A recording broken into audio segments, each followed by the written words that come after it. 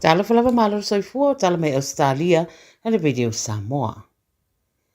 E tolu wa atau wa saina o lo inga tai fale mātua o Australia o lo mātai tu nei e vāngara puipuinga i le mai au se tūlanga o li putia na whaola ai flares a se tasi o waalele tau wa saina i latalatane i se waalele Australia i le South China Sea. Whai mairi po ti sa whai whataita inga le Royal Australian Air Force i le South China Sea i le Asurua ai whaalawawengi ane le waalele le a saina mai le iei seisi na a fia pe whaaleanga ina fo i se waalele a wa whairoi se pepa o whaamtaranga me le vaenga o puipuinga Australia o se ngā yoinga le saunga le mu wa whai e le waalele tau le a saina mai ave lava le whaamua le ADF le Australian Defence Force i le soifua o lana au whainga nuenga. Whairoi le pepa o whaamtaranga e whaalalongia Australia le ai ata tau atunu uma i le whaatino ino whewa inga ia o ngā tusa matula whono whaavau malo e pei fo i la o na tatau i isi atunu o na whaalalongia ai a tatau a Australia. E tō tasi le tangata ua maniu ma le isi tō rua ua manunu a tinga aina i se whaalawelawe tau taavale e toru taavale nā a fiai i le tu i sau te sisifo me le pone i le pōna pō. O le whaitu o Laverton North na tupoi le whaalawelawe i le te o le se fulu i le pōna pō mai tali tonu leo leo o le taavale lanu liuri o le Ford Ranger na soso atuai le isi taavale o le Mitsubishi na anga iane i le whaitu lea a fia atuai ma le isi taavale o le Volkswagen. Ngwa ta ue le Nine News o le pasese sai tua o le Ford le uwhata ua ina wa maliu a le ave taavale o lo manu atinga ina le wharamai ai le ia a fia le pasese sai le pito i luma o le Ford. O lo whanga soro nei le suenga leo leo ina nei whaalawelawe. E siri e le serau miliona le vai ngā tupe lewa i o ina le whainga malo Australia e fesoso nei ino whanga ua a fia i lo longa i Queensland. Ma le whata misanga luna lua leo ia fesoso ani. Wata ue le ripoti o le paketi leo le awaiwaina ia benefiti ai le to tele. Lua sulima miliona le a wha angana mo pisinisi la iti maisi lua tesima le wha miliona i e ana whanua.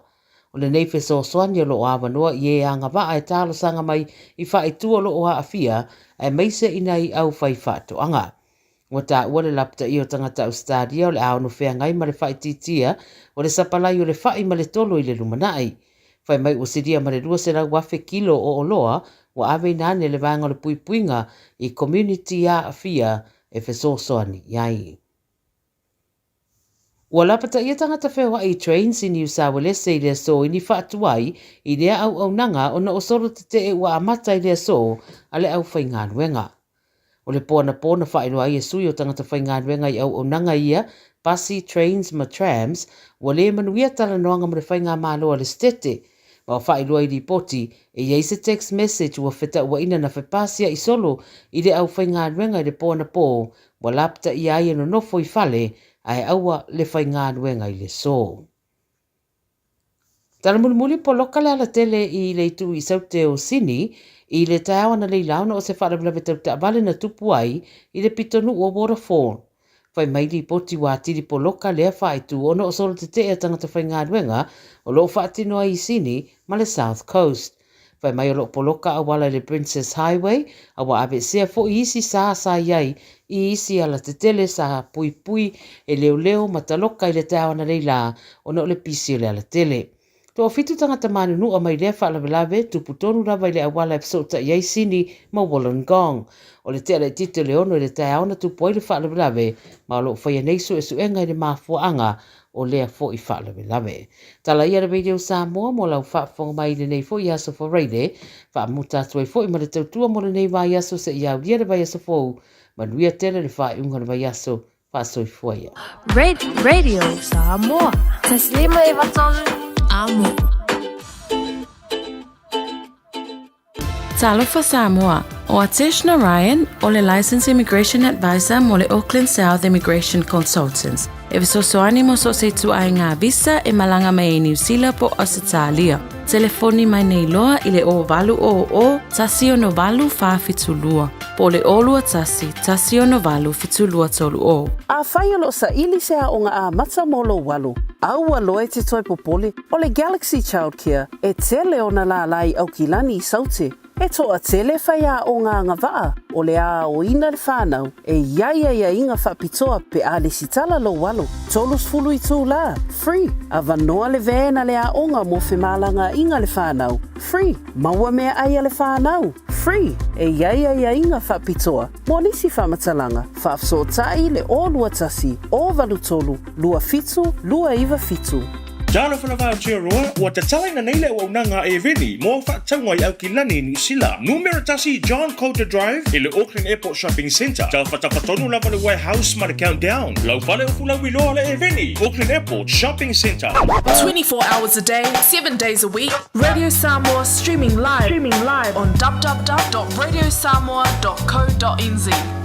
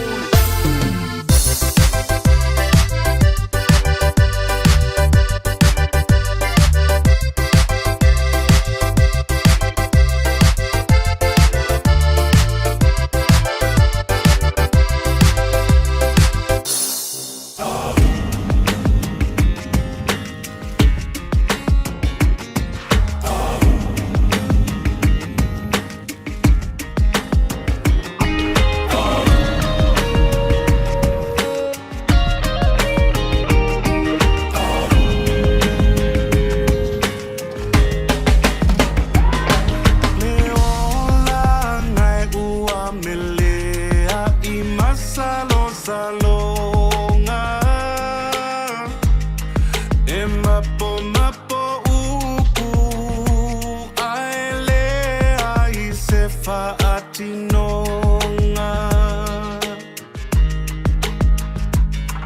o mea e nunungi e u ina mafola fola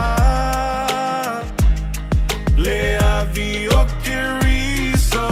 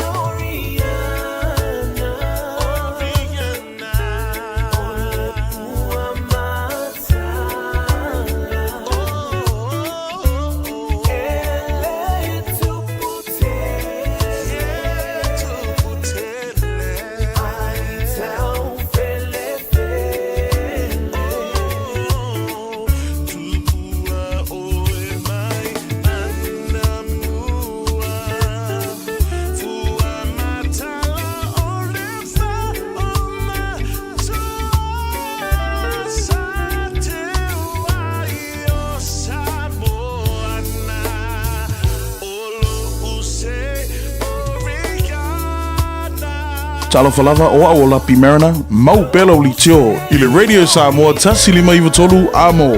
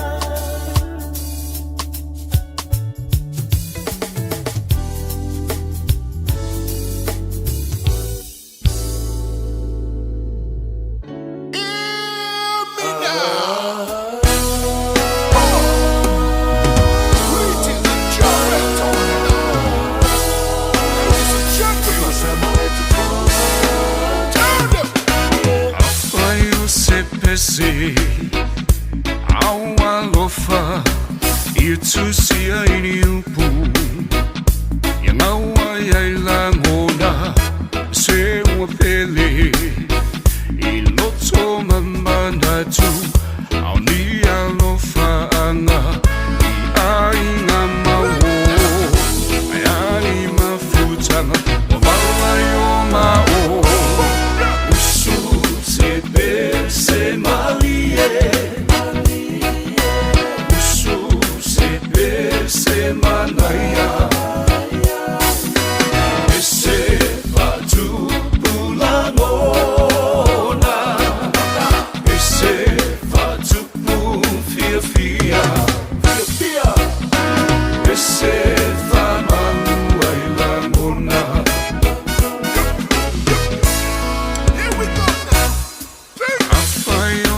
pese Whaamalosi au Ia tusia iri upu Whaala e au Faiva vai fofo Whaamalosi ai E ua mawhatia I le tino male mawhauwhau Au e ua mawhatia I matua le taulau Usu se pe se malie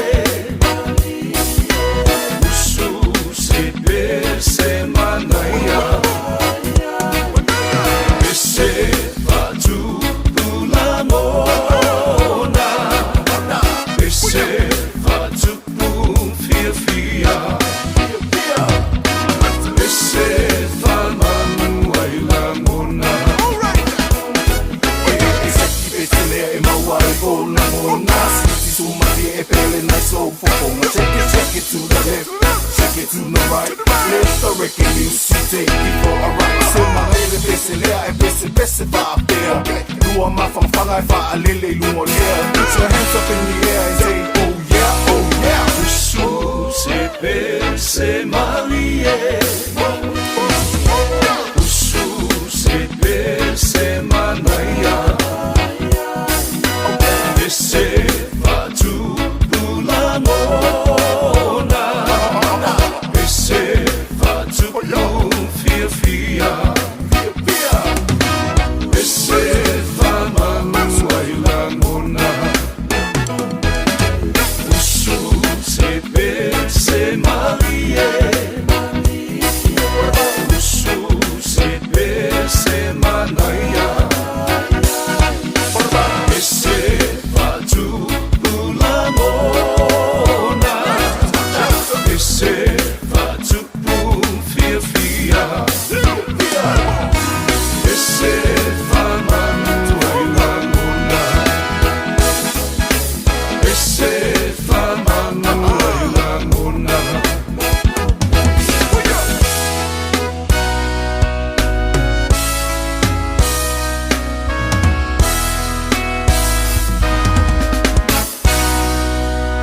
Se ponga bale yo le sunga ya fiu se vole tpunga yo e se ka pese mali le oli a matai foi nga benga o le ni ya oli po le fiapi o le asparele so fa february lua o lo lima pa ma lo le mo so ta inga po e ma le maru malo le sunga ya siki a shu ya ta tono pa yaso le i na po ba yaso mo le so i po mo ni maru ta so no ono lo to ngia e lo so bane pa ia ma maru fa malo ian pontanga i la mo Wellington ia tu mau ia le na to foi me foi la ia ko mo taimi ia tu la fono ana to tau si sia i ta to taimi pe po longo po le ina le manu le tunu o tau tu le radio Samoa o le mo ma ngai o fa ilo o mo ko ma nei le manino ia al tangata la to no fo ma soli tu la fono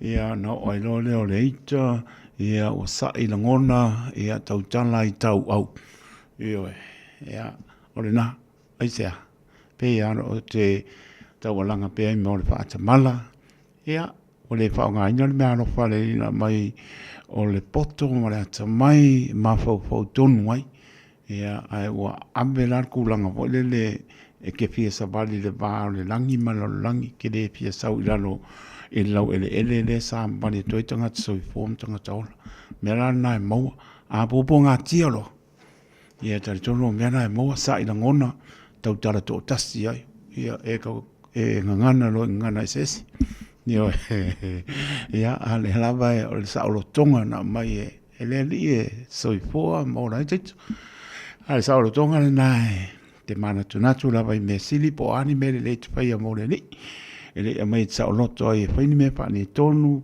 ni me ti nga i lo uso ia te oe se me manu ai foi ia para tonga ia se me manu ai le ka le sia ia se me manu ai le malo fio anga manu ai vai le ma nei o le lo fo le tu sa lo tonga le na lo fo italia na me so i fo mo lai tai tu ia pa maro pa tai pa dalo pa tu le nga pa alo ia mo lungo le tātou turu i tupu mai. Tulu toa ma leo po le loa ma malu si o tātou turu. He o ma lo fo lau, ma lo le pale. Whaaputai le atua, lana pore whaasoi fuha. Leo o tātou i maputa i lungo pe au ngano le ea, e le tautua wha wau. Ale Radio Samoa so lima e matoro a mo, porovan pata lofa tuai, e le mi ngau man wha aloalo e tau wai tā lofa lava. Pata lofa e pao tala leo patono pao lia so stapo au te ro nei. Ia e meso tō pini o tau suina le mai o soifua, a wani a nganga e ai aina mo ia malona malo, o porovan pata lofa e tunu e maru e tunu e teritonu, o lo tau maua mai pere tau tua le Radio Samoa. Tau tua mo e fitu aso le mai aso lua so pai tu la. Tā lofa lava.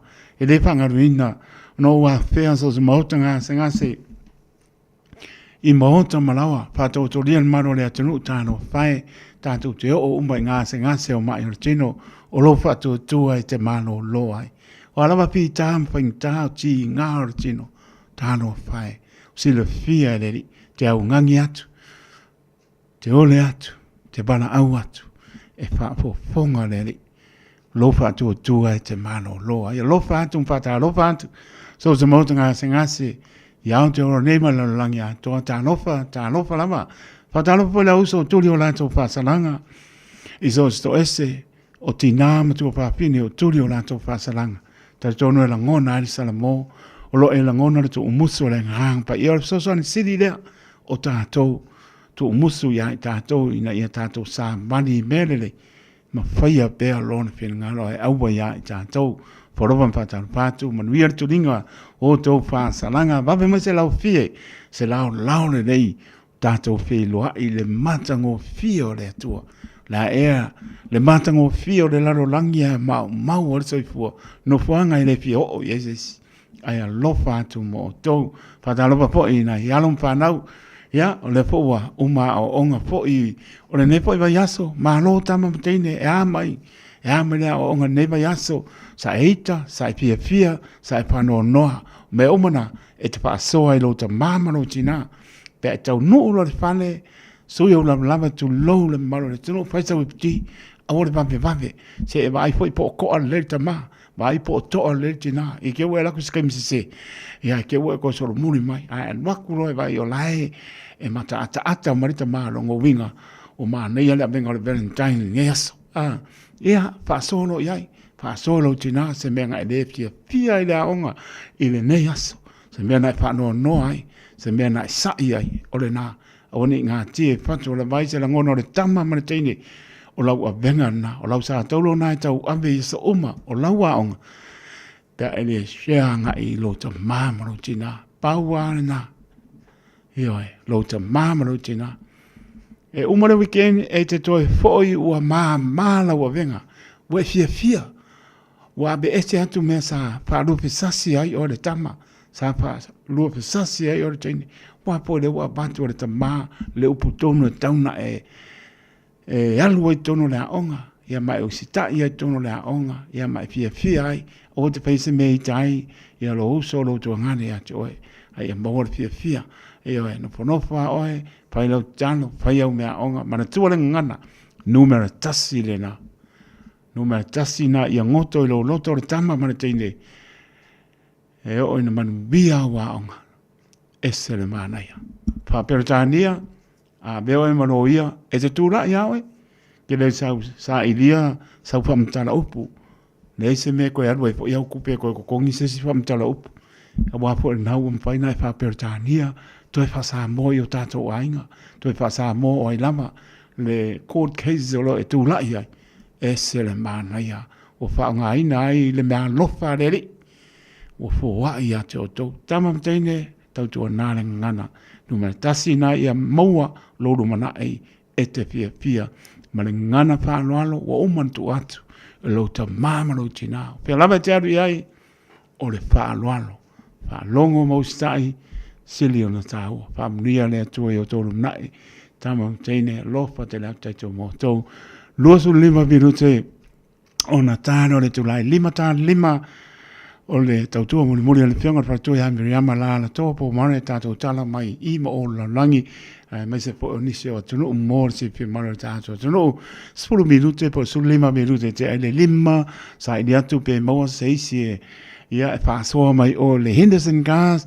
ia mōr se pia mare tātou tunu pe tapuni le weekend pe tala le weekend ia nawa se le pia tautua po le Henderson Gas whangasolo leo tātou porklame se ia pa ia le tu lai fitu ai toi wha marulu atu o mau mani tala ia o lausu ia le fono tu mana bao le li maru le maloro sa tini si ia siki ashu I la lo la mo Valentine ia talo fo moia I manuia fo I mai manuia fa tonu ina lan por kalame lungo le ala le radio Samoa I le aso farele o moa ai fa malo fa tan malo tonu la to sa pe ngai manga duenga le ne aso se o ma lo le pale ma lo nga lue alu fia la ia a wo fa ngai na telefoni lungo le wala ta ua lo le mo le pasia mo ni ta ngai fa I lo a wo solina tu la fono pa tai le tua titi a ma lo ka manga fe ro le kai ao le ao ma le po no ma fale tu a maota o le na pe mai mo e pe o le so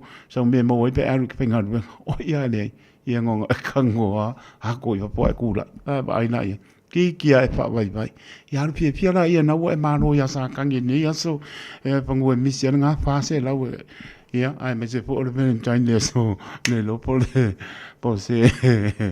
se min spine che mo le fale se fa mole ia le na e uma po na fa se ka ko pesiri ia pe fa se ka ko kala ai te manu malo e le voucher le te manu malo ai I le fale kekele I fefoi Royal Oak e ke sau mare ke fa pe le lapo o se sira mai a sau no le pe ko ila fa ku sa ku yo limo ia nga mai lo ke fa a ko ku ngor ka wor ke ai moa e yo e ba ku le voucher e ke le sau ngeila a la so fua fa mole mana tua o le Faiva ia nga se pulu tala en mato ofisa ke wa usu mele ongor kaya ia ke lu fiko mata baile ki ke ko molonga uba ai le mo wenge ke kai minga a pe te manu malo ni tato ta longa le se taimi fo ia banoa ia la po se pseli ia se tala fo I pe mai sau kana mani o ila vai mani lankala ia la fai po fang se sa ili po se fa masingo I ke fo ka fiel mana va le se fa masingo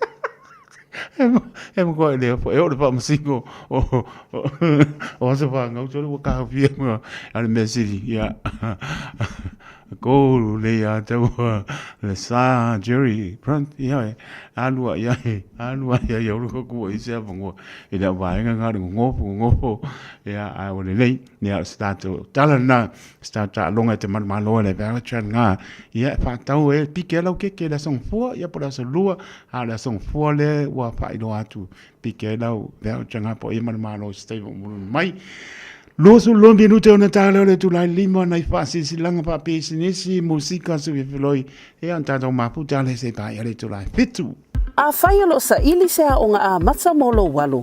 Aua loe te toi popole o le Galaxy Childcare e tele o na la lai au ki lani I saute. E toa tele whaia o ngā ngawaa o le a o ina le whanau e ia inga whapitoa pe a le sitala lo walu. Tolus fulu I tū la, free. A vanoa le vena le a onga mo whemalanga inga le whanau, free. Maua mea aia le whanau, free. E ia inga whapitoa. Mo nisi whamatalanga, whaafsotai le o lua tasi, o valu tolu, lua fitu, lua iwa fitu.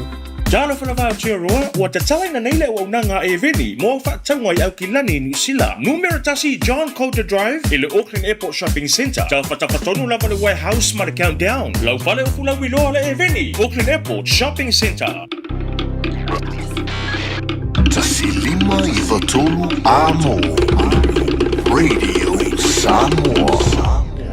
Tare to la lima wina tato tala I ta pena ina paitua ia Miriama la toa po mare panga leo tato po kalame patal bantu I le sunga ia Pira Enrico I lo maputa mai ranui West Auckland alo watu zo ma no nga lua nei aso ia pena po ia nua lunga kaisalika au mua ia ma no lava ma no fo don sai mai ngai sa o pe aru papa so se kupe per ventai ia se uma noa le uma fo e tala tu ia ia manoa po lele e se ko lima la to o le to ono e mo mai manoa ia po lele e mix mai tu lo le o po pa e mix mai ta mam tina to ono la ta tala to ta to le o ga ba no to pa ia mo manu e sili lang kana ma dio la fai o ke muka yo aka o wala pale la ke o le na e tala ma dio po le alu lungo le lenga lo le winga la ukala awang i alu tala ma dio trespass alma e wa pe meris ma no trespass la report lo ai le la ka ko wo lungo le lenga ma nga ia kala ma dio ai sua ma dio ai le kala ma dio po le e sa we mar fa ma la iku ai ma kau kia mori pa malo pa tai tlinga fonga mua ia por tlinga pa sala fai se manu ma lo le pani ma lo fo le tau tu atu ne va yaso lo fa tu mo lo ma le tau si antina ma no falo ma lo fo nga lue ia ma le fo fonga le weekend to fo mai fo tau tu ale tlinga ia fonga mua por tlinga pa sala fai se mon transition ile asonga fo tato maputa se pa ia foi ia sai mona fiafi ia malo la to eva mai lungo le apia polinga ia malungo le YouTube channel allo fatu sunga ya dero ta mai mar patua mar no palo istamaki allo fatu pa pe fo ia fa fo wina tanielu allo fai eva mai pap to pa po vino o manga du nga por ngai ke nga du ia allo fatu aptai wo i kala pa so le mi to le fo kasi le tu pulo maka alo kasi ia ai le ka o kunga unga maka ro ele io o mansa mo le mi to le fo la patu mo o lua no falo mo po le weekend alo fai tofu ai ono tau tolo ma lo la breva mai St. George Utah i America lo fatele atu ia lo fatu ia Donald Trump e mo kia tofu ai ono tau tolo lo fatu ma lo la le mai America alo sina ati mai manapet ya ma lo la pa tai o me sili o uma foi va ka o la se ma lo for Valentine se uma kala ko ka ko lenga pa me lo ka ma die ke ma lo o le keke a ngo vai pa keke la piki mai ya ma lo alo pa uso canifa el ma per tre yeta cominci uso wa ma no la mangan we o mangan we nga ponga fa le ki per tu ya lo fa tu mo lo man no palo na musica ya tato vai va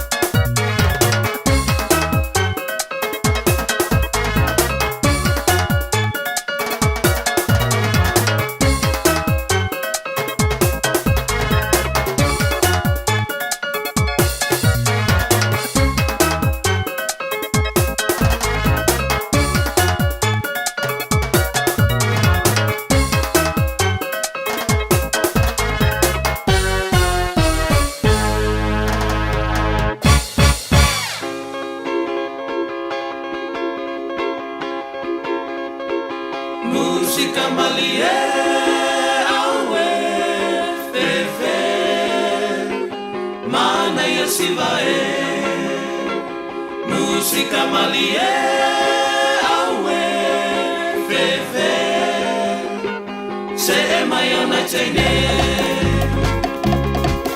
Usumai la pese malie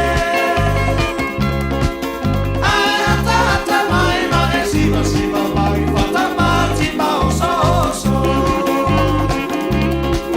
Be mai lua au ale pao Jesu a imiti faralolo Awala e teita falina Pera peo se tama mai Mexico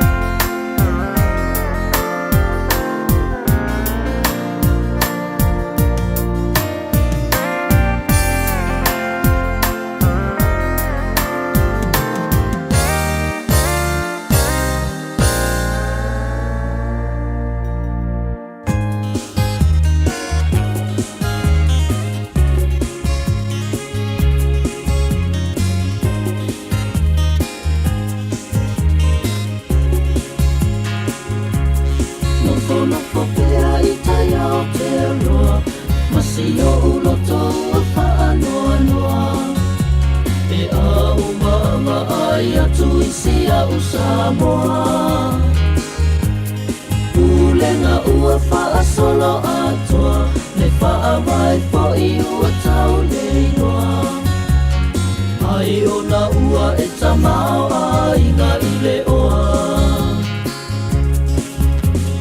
Tumua pule a inga mana tawa Tanga I le sami ua so o le masa Toe liu liu le whaau tanga Tangata ia o la male fia fia O le ia soa whainga tale soi puanga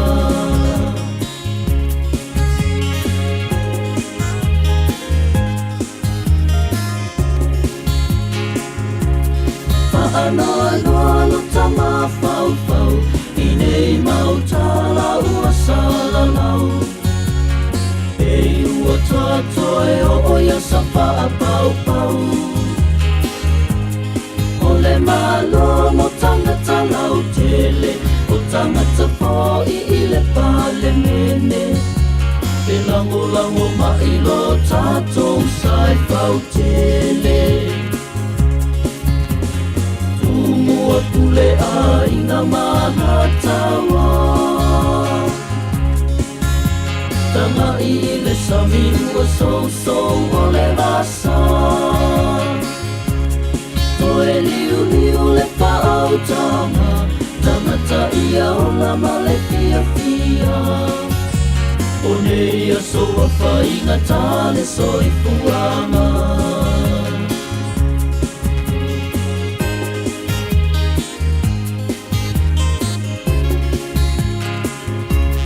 Tanga lupo I ua mongati Ua tau lea I po I se mamalu Paata sina I le anga toso paalau pala Ta I e o le tamalu Alamato e sa ale papao Se manu I o Samoa moa tae ao Pule a ina mana tawa Tanga I le sami ua so o le vasa Toe liu liu le whaau tanga Tangata ia o la male fia fia O nei a soa whainga tale soi puanga O nei a soa whainga tale soi puanga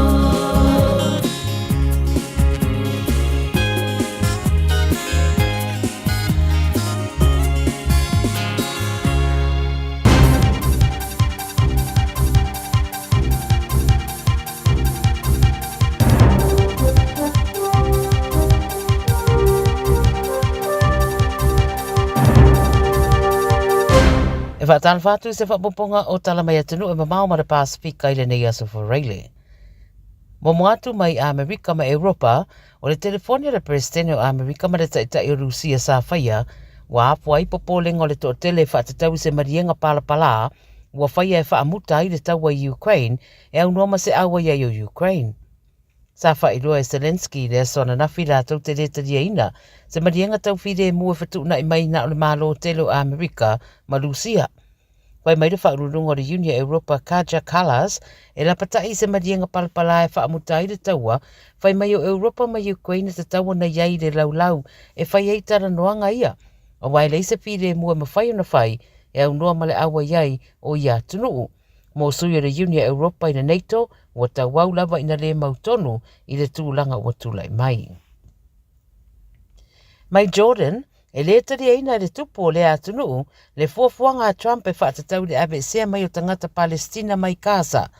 I le mai o se whonutanga a Trump ma King Abdullah, I le wharepa e pae le vasanei, whaeroa I Abdullah I lunga le social media, tu mau pele manatu rona atunu I le mata upule I tangata Palestina I Gaza ma le West Bank, ma o manatu umafo I o tangata alapi. Na whaelua taruai e Trump e mawhaiuna I a tau fiefsoswani I a Jordan ma I kupito se I vanga na ua maadiri ane I lea mata upu. O Jordan o le isipa anga Amerika I se sa e tu tonu mai whaitau miliona Palestina o lo o au mawai. Mai Munich i sia mani, to tele wa mani no e se whalawalawe tupu i lea a ai a sauni ai e tani malo, i se tasi o whono tanga tele. Whai mai o se ta avale nā ngai sa o lawe se potu potonga o tangata sa whaide solo te te, i le vai asenei, mai masarumia o se o swainga. Whai mai leo ai titi mai pe luasful waru tangata mani nua, ma o leo tua i o se di e luasful whatau sanga o le asylum seeker mai Afghanistan. O Munich i se amani leo le atani malo i se tasi o whono tanga tele a taita i o le larolangi, mai awa iei fo i taita i o Ukraine, Amerika, mai isi, mai lata tele le vaenga i whai eire whono tanga lea, mai le no fuanga na tupua i le whaalawe, lo wha wau nei suenga. I saina, o le wafa amania mai ia so tanga loloto saina ma le atukuki, pe una iei se ripoti mai le Radio New Zealand i le so. Wha maria mai e saina wha maunga o le la whono tanga ma le pāle mio le atukuki o Mark Brown, ma wa sauni mo lea tala noanga. O wha manino fo i le matanga renga le vai whafua saina, o le whainga malanga atu o le pāle mio le atukuki, e au fiairo na awai le tāpuni o le Asian Winter Games, ma le whairua inga ma le premio le stete Li Kiang. Whai mai le matanga renga le vai whafua saina, o le atukuki o le pāanga saina i le Pasifika, ma ua lewa na wha alolongia i leisi.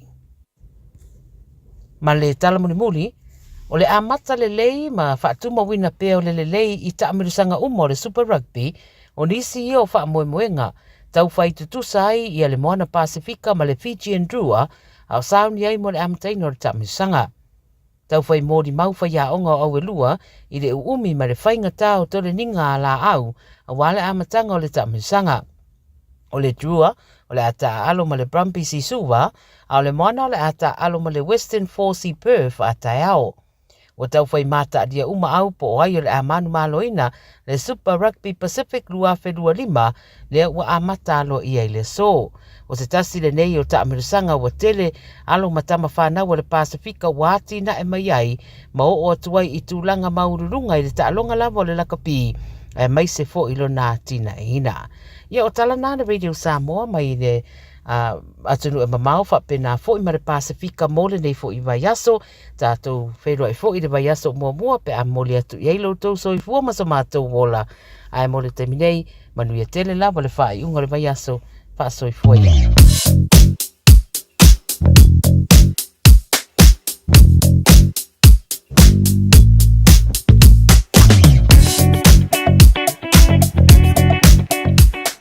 No va ponga mano le tulu le tu pa i ua le fionga pa tu ya Miriam la to po more ne po vaiaso tala mai i mo le langi mo le fa maro mo fa tal pa tu Miriam ma ro la mata pena am dia le ainga ya mes fo le weekend pe no ai i le vaiaspo sa venga dungo la wala lai to la papa o le na si fil maro ta to la to anga i mai to ya no ia bo mai au pani slow mai le traffic kwa le mo mai le traffic anga i dunga lau papa apa fu wanga i le maru le tunu mai au pani anga e Green Height Bridge anga e Hobsonville pe no pai ia le na wo atu i West Auckland ia pa fu anga i sa mai le lau papa pe mani Constellation Drive lai pai le slow mai le traffic ia maru le tunu le to tau pai lo ina o Silvia po ia me se le mai ayonga venga wanga i moto malawa o le saunga le mu lama o le saunga le mu lama tu o lalo tu ele tau tu le Radio Samoa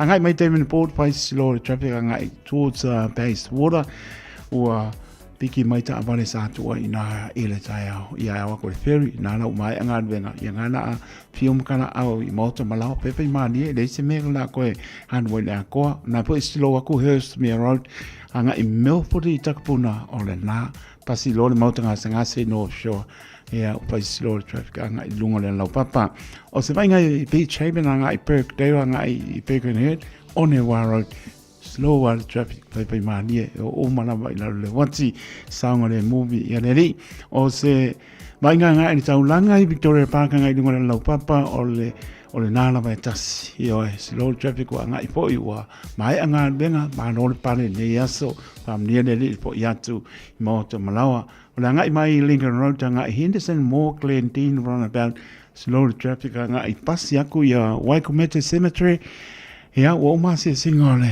tai au ma le huli. Ia, e whangasa o me anu sanga i New North Road, kuri mai lean mo. Ia, pai po tianga i mai Tiverton po Hooverton, longo winga ke maua ia New Windsor, Maioro, ia hi o Sporlon motorway longo winga, Mingle Bridge Siloa man airport. Ai pai ma liu slow level traffic ma le tano mai West Auckland. O se inga po ina i Great North Road tanga i Waterview Street tanga i Point Sipalia. So, oh no, kwa slow ale traffic. Anga i Western Spring, Great North Road, Lina anga i City. Ia, le nau si fia maro le tino. O se vainga mai kai Simon Street anga i kai papas, sau i Manukau Road, ia o mai Queenstown o ne hanga o pai asi le more traffic. A vai puti anga i mai le Green Lane runabout, fia mōna motorway, ia o se mama aia tu anga i o Ellerslie Highway, man to Wellington Highway, o mkwa mawha le traffic. Ai maisi a Seabear Park, ngai kau wha po i mō runga le paka. Ia pai manie angai mai lo ngol moto we mako ia kalkalo mai pa we pasia le tautua le Radio Samoa manuia po ia tu moto malawa pa ia tu ina I South Mo o slower traffic anga I Takanini pa pukura ia pa mania le li sta venga nai lunga le wala mo si firma le tato no ia ulamba u por klame pa nga solo ile ne ia so ia malanga pa Ua mawhai ona awina atu tala o le tau, ona o le langolango mai a le Finance Direct. Bili loa api I le ovalu selau, tolu I vaiva, ono.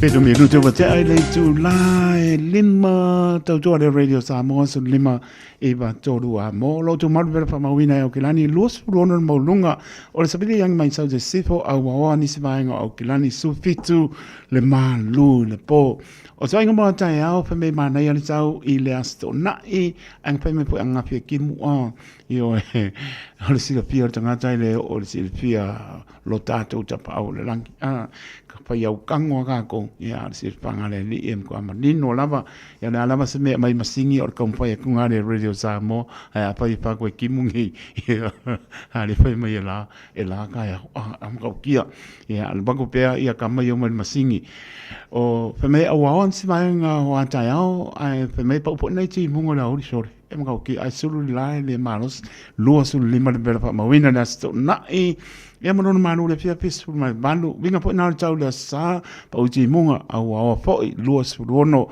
le maulunga le bela pa mawina mai la so sa spruiva le malu le po ai tato wo mo ta po inga tu pa ta seo to pi ngano mo ta to loto a bel bi inga le tua me sili na ia saunia mo to so fo mo ta to wola pa wo winga na tau le sang fo pa uti munga au lo su lima le bela pa mawina I le sang fo spruiva lo na malu pa dal ba seo ta to no isa mo le ua banu mo mi du to je ele tu la lima le fia lo fa atu mo ya to lo fa ngo I ma to ia to no ma mau ia ma ta lo fo ia mo le malo le panemia ia pa pena fo to ngai ma le au le malo ma masio fo le ator ta to no le pinga no to fio lava a ingo wo me ma sanio pion yo na ya no pa na ia lo fa tu ma to ia to mau pa lo tu se le so ta to mia vela pa mo mai sa mo lo pa uti munga lo awa fo lo sul bal vela pa mo wina ia ma lo ma no le fia fi luas por mo le ono ia ma na tua pe sa mo la chalo sa venga nu tu oi ma tango fie ai pe me mi pa mo na waru sa balinga ma na ia sulu la I la mo Wellington ia baba ya te klai stete mo no tu oi ma tango fie le sulu la ma na ia tau ma lu ana fia fi ia mo le pa pot ina ko seja ia lo sa o sa ungia ko pa angi ma kangi nga ngei ia ole na sa venga na tau ia a me se volvanga se tato tu no usa mo ia manisi vai ngonu tu oi mor si film maro tato tu no ia pa nga solo ia por klan pa nga solo Homeowners, talofa lava. My name is Api and I have a special offer for our families today. If you require personal financial services, I'm only a phone call away. Call me today on Orualua Ovalu Fafa Lima Tolu Tolu. Ua na o le Radio Samoa se furulima iwa toru a mo e tautuaina o e ilangu ngana fitu aso le vai aso.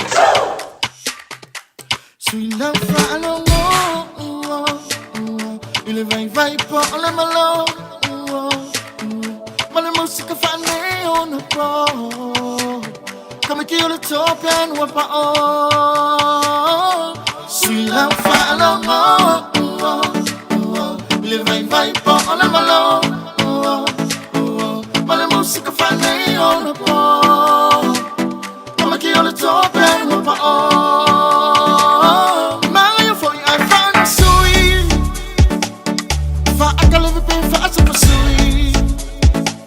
sa kamane pau ai fa makui kui Mava ai la pangapi pau amanga ya longa ka fui fui Ka fui ai pia e fusili mai Pole ala ku kale sa fai O ki ka ki ngoa ku te kai kai One ngako a e amaka one umanga wa foi mai ai Sui la fa la mo Le vai po ole malo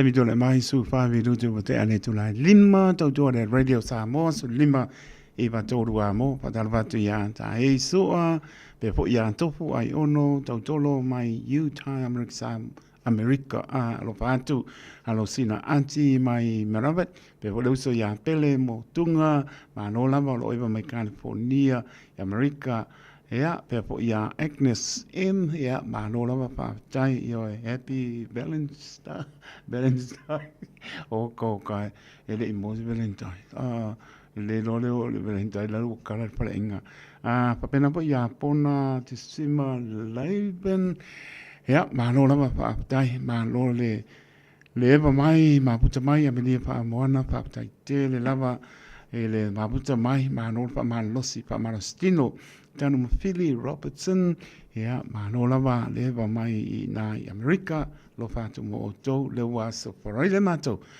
ia stofia o tau ia mo mora kiki ma ko leo nga upu tau muli my birth ma le ainga lo putene atu ma lo lava le mabuta mai napa tanu pau ma le ainga ia pa tai ma lo lava le va mai apena po ia sina leo a leo mo so ta inga po e ma le stui o le Henderson gas si va poco mano le tunu o tato nga ia tu le weekend pe eska pa le ave for ni weekend le what is man to mai ta ia anti vui se fa se tana fa tal ba tu le nga fa no anti ma lo lava nga lo nei va ia so le wai for va ia so wa nga for le weekend ma lo lava pa le ia ma le on sa e foi ile ne foi ia so matango fe ia le wa nga i for le la ne so ia nai manu ia lava lau tau tu le tunu ia so mai ma kana mai a anti ia malo sei fua taito ia langi mafi e se we foi o lo fapiona fa foi ina le ta po kalami le tu la le aso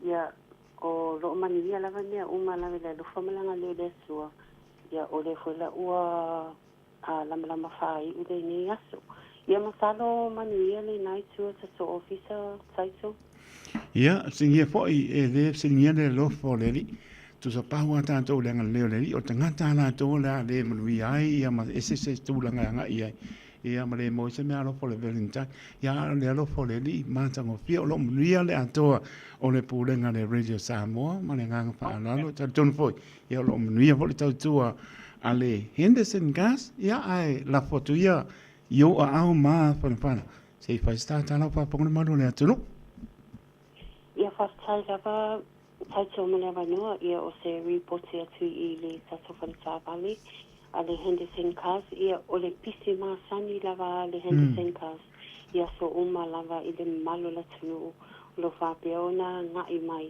e apalai ala te tāpali ia o le asola nei ia o nei le safaraile ia o la safaraile mla sonai o aso ia e fai lava si pisi lava o aso ia lua ona pe o tele lava le malo la tunu fato a mawale lava noa e off main i maluenga ia e o isi fo ia half day ia lele e maua ia vanoa ia so ia e o mai fo i fai ala to sign up ia ma ave i loa ala so tāwali ia o ana nei la le tai au ia le na malanga mai ai ia ta so a inga me la loi nei pia mana ia ia e no mai nei tai au ia i fai ala to sign up ia matoianga ia tula lo le meo lo o mawai ia o tato o temi nei ia o le wate ale lima ia e toi te toi so o lua na ia tato a inga lei fafo ia le fa umala to sign up ai le i tapunia le tato ofisa nei le i tula iono ia o le fatinoina o le sign up ia le na fatinoina nei le auli ia mai o tato a inga i lunga nei apilani ia o le ave lava le whaamua ina i tato a inga le malanga mamao mai la lo tato a inga leo mai la lo ia e whaamua lava ia nei tato a inga lea o nei e whaisi mamao ia o tato lunga nei apilani e whaamuli lava ia o le ala taito o lua tato a inga le i whafotemi nei ia ai o lo ngara lua nei si foi o le officer e wha uma ia application ale malu fora tunu whapea na kato ai mea nei la uli ia le tapuni le officer ia ua mai a uma ona large application le malu fora tunu ia na whaatali loa le mo approval me pena la so tai au ia o tato promotion i tolu le whapea na whaalu lava ia le promotion terminei o tato avale tolu pena sa ua ia o le tato piki apu le mahindo a lua whelua wha le whiua e le tato lua whelua lima o le mahindo le so tau nuu ia le alau whapea o na whaalu le terminei promotion e ta avale na maua le me ala fatupe whaafitala ia le whaafitala na ia tele malula tunuru fatu silingia o le whaafitala na e whai me ala fatu ai le Mahindra Company ia te oi e lea e te sau e te apalai pe te sau e whaatau le laso piki apu fau lea o le whaafitala na o le mea alofa mo oi le sau e whaatau le Mahindra le piki apu ale Mahindra. Ia ta'awale na lua o le Scorpio Kiwi Edition. Ia e fitu no 4. Ia le mau ai fo le mea alufa tupe lua fitala. Ia mele tato SUV. SUV fitu no 4. Ia le e mau ai fo le mea alufa tupe e lua fitala. Ia tato ta'awale na solu. Ta'awale na le whapio na whaalu ia promotion i le taimi nei. Ele o iloa mai pe. Pole ale le taimi pole a fo se masina e wha umai ia le promotion ia ta'awale solu. Ia o tatu ta'awale uma e maua uma cashback ma refill. Ia le fo receiving ia ni sa le malona sinu pe maua ni cashback. Ia e maua uma lava cashback o tatu ta'awale. Ta manuia ta sanga. Yes. A manuia le ta sanga ia e maua cashback. Ia cashback e ama sa me le afita la. Ia e te ben lava le ta'awale lo whapea una Ona apalai ele customer. Ia tato cashback e afita la lua fitolu afe. Ia o tino tupena lo whapeona whaalo ele company. Ia e whaia tato cashback. E whapea ia refill. Ia pori whanasa fo ile tato refill mai. Mana ia. Ia le fo ia e maua tato refill. Wane leiken. Ia o tato tulanga i o tato pene e siringian na fit sapo kalamea na. Nia lava, Tulanga leo le tangata le benefiti. Ia, ma nia lava. E pe o le to'atele lava o le malo le tunu o lo whapeona siringia tulanga leo. O na to'atele o lo benefiti. I le taimi nei to'atele lava lo benefiti ai o lo fiamana o mia se soani. Ia. Ia mau e te ta'avale. Ia o le salia le benefiti, salia le pensione, salia le casho. Ai inga o afui o tato tangata ia inga. Ia. E mana o mia le tangata full time. To rua. So support, yes. O tangata na e sau support lau application. E alu lava le ta'avale o oe fo ite so mia le ta'avale. Ia lava. Oe le benefiti.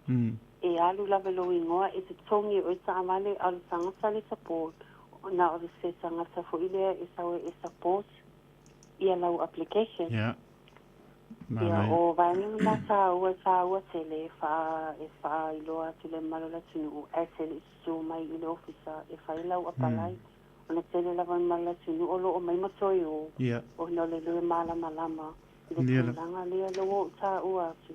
Ia o malola tunu ona iloa vaenga sa ua ia e tele ia ngai mai. Ia e alu ai fo ile sitaini matoi. Moni lei. Kale lei lava lo saua e sauni na lo sau lava apalai. Ia. O le apalai e le umi. Na skuli ma le se lava. Nala lava suayu oi. Ia. Ta pena mai mea uma tau na mai. Ta o lei. Ia. Nala lava suayu le customer. Ale apalai ia.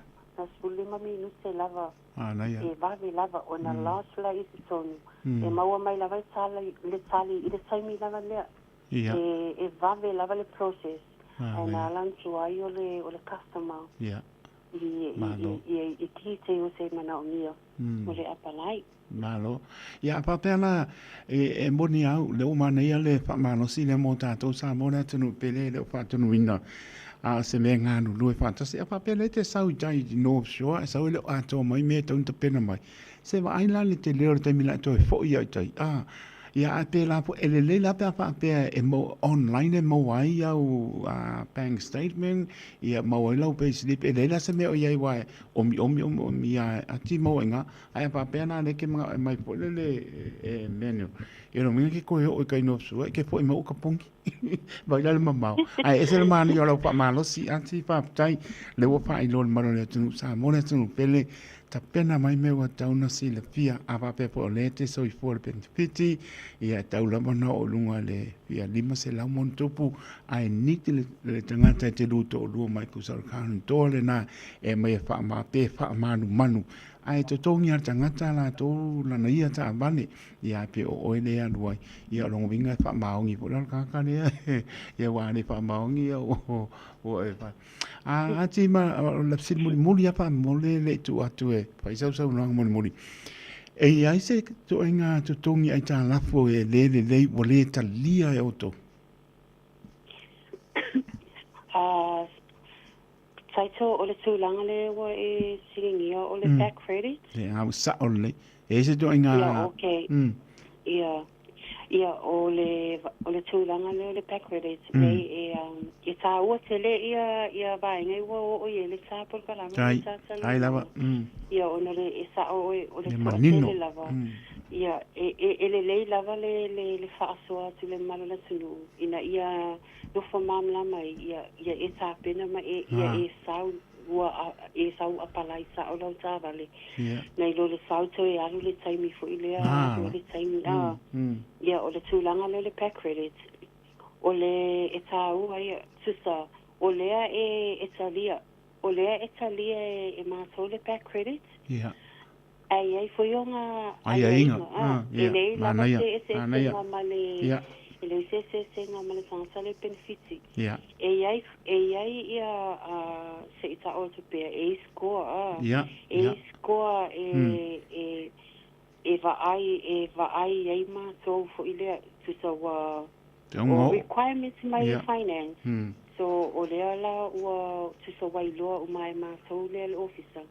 Ia le score o le credit ale customer. E te tau ona whaonga. Ma credit e le te tau ona whaonga. Ia so e tate o mato. E le maso le la whamasala te pēr mata. Ia, le. O maso e le maso second option. Maso e le maso second option. A whai e apalai a sule tangata le back credit. Ia. A apalai te tangata le back credit e low. E whai si low o le score. Le score ale customer. Ringa le entai tō ngai. Yes. E le talia, nau mana ia. Ia, ua whaonga le maso second option. O second option la na, e whaonga le maso wai finance. E le finance a maso wai le Henderson. E se soa ni le customer. Ku se refer la i tangata ia. Tu se refer i customer si ia. Nau mana ia. Nau mana ia. Yes. O maso e le maso option 2. So, if it's silly for ilama, so the customer, they mali ai, they malna o le maso second option there. Yesu esan sa avali, they mana o ana ia e apalai sa oa. Ole ala na fai le management le second option, ona ole alu lofa fo le malo le tunu tangata o lo fia mausa. Monta avali. Yeah, ole sa avali. So for nga lo le maso second option there. Yeah, isu ele ta avale ale customer. Yeah, o le second option there. Yeah, isua ma o ta avale le. O fa nga lo maso ai finance. Ai. Malo, anti fa tai tele lava o maso se facility to mo se stai mi lo mo por na po ba ya so po tai au. To mo po se ta ma tanga i le lo for le. Ya la po tia sa no nga muli por la po se me te na pa po mai. Tātou mawai ai, māno lamara tā pena, māno pōri tani mai o tā psiri, ia la fotu marangang whārono. Ia, ai lei whau mai na tāpo kalame, taito, ia, e tue nalo, tue susuani, tu wāma, tue whaupopo tu le tā ole, ia, e tu ranga leo le pensione ma le benefitia, ia, e whailoa tu le malo tunu, e fo ile e awa lava le pole le tūlanga leo bank statement o PCVP ma tu so vainga umana e whaatino umai i le ofisa e le ei lava se me tau ma oi na lo sa lava o e tā pena mai o le email e whaonga o le email le whaonga e mātou e load mai ei ma PSN mai ei i o bank o PCVP ia o le link le whaonga e mātou e download e upload le customers le link le ia langa bank statement so ele lava se me pole le customer na le susa o mai lava le officer ai fatino uma lava i luna online ele officer ele apply so ele lava se me pole le customer o fai uma lava le apply lungo le system. Ia o le wha uma tu tapo kalame yo saya fo ile siaso. Ia o ai lavo fia mana o Mr. Soani ia o le maso Henderson Castner o le maso Facebook page.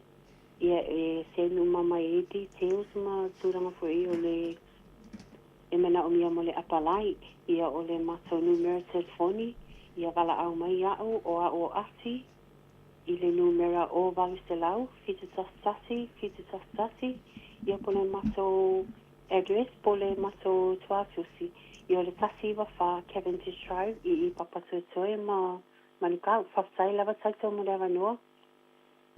Maro papai tele lama to malatu pa malo ma papai ati maro ta pena ang leleli ngan wengo to ne ya so la ta to pelo I pea ai pa so I fo ye mo ne tai Ia fa so fo taito filo ai la so tai au. pelo ai so fo ya ole to mata ia anti vui elena e pa ilo mai fo ila to fo tau tu o no pa sa tu ya ma ni tau tu ale Henderson gas ya le lama lo vala ole o val se lau fitu tastasi o Barcelau fitu tastasi ia le lau kongo e maku pea marker pongi anti o le olu lua ono fitu tasi pa lima var fitu o le olu lua ono fitu tasi pa lima var fitu tano sawa ia anti ia petanga I sao tu lava ile tasi va Cavendish Drive Manukau City Mobile. Right now, whooping cough is on the rise in Aotearoa. It is highly contagious and can put newborn babies at serious risk, especially during the first 6 weeks of life when they're still too young to be vaccinated. So, if you're a new parent or caregiver, getting your baby immunised against whooping cough on time is the best way to protect against infection and reduce the impact of the disease. The vaccines are free and given when they're 6 weeks old, and then again at 3 months and 5 months. You'll need to book these in with your local vaccine provider. And if you're worried your baby has missed some or all of their immunisations, it's not too late to catch up. Let's protect our most valuable taonga. Immunise. Talk to your trusted healthcare professional today. O le Casa Beds and Appliances, o le tali o manaonga, I o loa whaatotonga I lo mauta, ini tau le lei, toi ananga tā, e mawai moenga ngau si tutono New Zealand, whaapea se tino fōa le potumalo lo, lau ai manofoa, TV, la au pese, usa aisa, masini tā lava, telefoni fe aveai, maisi. A whiu ane loa I le whawhituwha Great North Road o tau, po le tolo whituiwa Great North Road I Henderson, le Casa Beds and Appliances, telefoni o Valuselau, lua 5 o Valuselau, lua 5. Talofa Samoa, o Ateshna Ryan, o le Licensed Immigration Advisor mo le Auckland South Immigration Consultants. E visosoani mo so se tu ai ngā visa e malanga mai New Zealand po Australia. Telefoni mai nei loa I le o valu o tasi o no valu whawhitulua. Po le olua tasi o no valu whitulua tolu o. Jalo whanawao tia roa, ua te talaina neile o unanga e veni, mo whaatangwa I au ki lani New Zealand. Numero tasi John Coulter Drive, I le Auckland Airport Shopping Centre. Tau whatapatonu lava le White House ma le countdown. Lau whale o fulau I loa le e veni, Auckland Airport Shopping Centre. All I hear is Radio Samoa, Radio Samoa, Radio Samoa. Tasilima iwa tolu amo. Radio Samoa, Tasilima iwa kolu.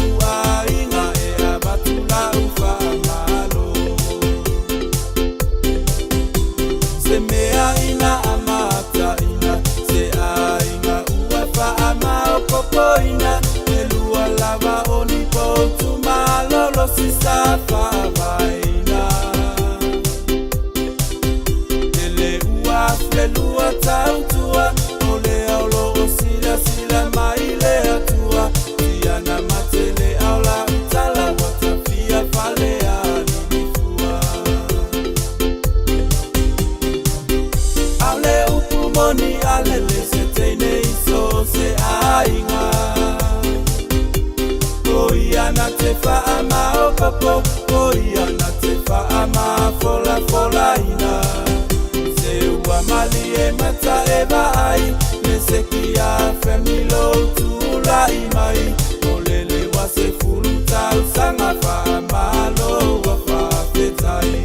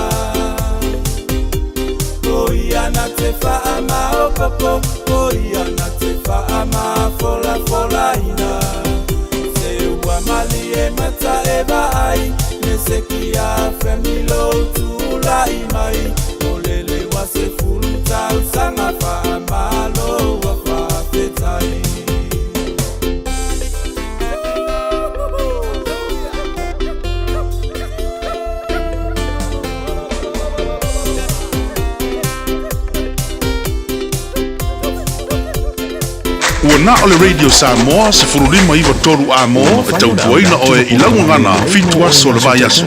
Ona ole lango malosi le fale maliu a se alo le atunuu o ese tatupu Funeral Directors i Manukau City. Pokalame leimo oe talo fala. Ole pokalame TV i tangata ua la popo a tele o lo o whaatau wā. E whapea ole tangata la po a uma vai aso ua uma na whaatapula aina. Ole tangata e tele pauna o lona mamafa ua pa upo ua lusi. O le tangata le nae manu malo i se tupe tele lava. A whapeta ni lalpo kalame. The biggest loser will become the biggest winner. O te mana tua i tau tinonga la apostolo Paulo, lo tu sia ia Filipi, e pei ona sa ia Paulo le mamafa mal mamalu o tu langa wha le tangata. A sa whapea le manatu la apostolo. Yo o tau iuli, yo o tau e whainga luenga leanga. Wale au perito moina i tātou, o e au auna i le tua, ma le loto, ma mita ia Yesu, ai le o le whaatua tua i le tino.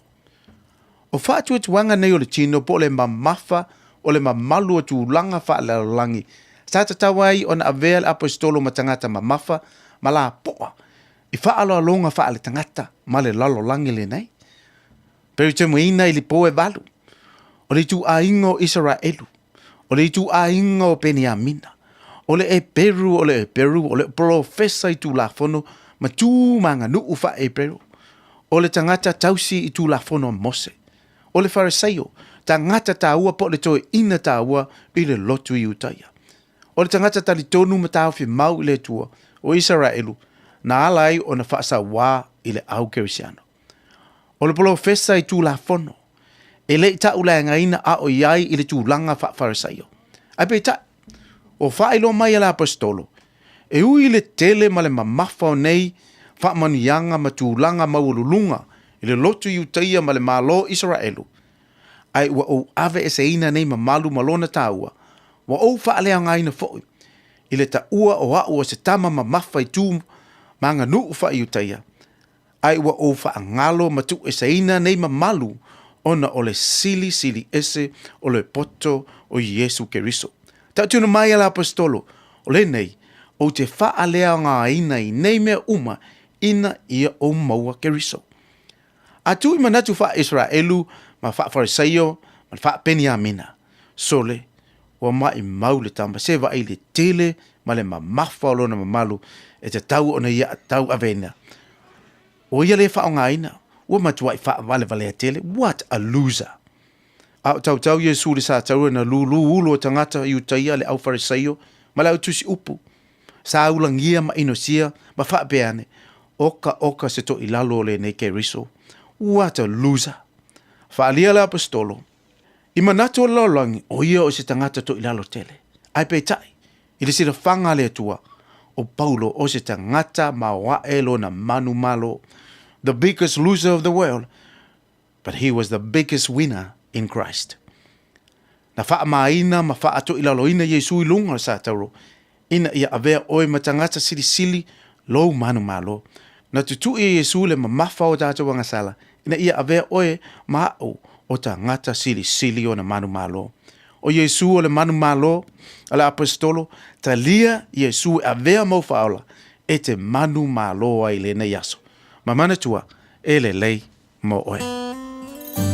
O le ese tatu pu funeral directors o se fale maliu Samoa o le tali fo ilea o taimi whaingata ona o le malanga al maliu maleonti. E mawhai foi ona latu awina atu ma awina mai tino maliu o e pele mai so o se atu nuo lalolangi. Mala auno le ese tatu pu funeral directors i le lua ono lua toru fitu o. Lua ono lua toru fitu o. Pea fiu ane ele se fulu mane balu Norman Spencer Drive in Manuka City.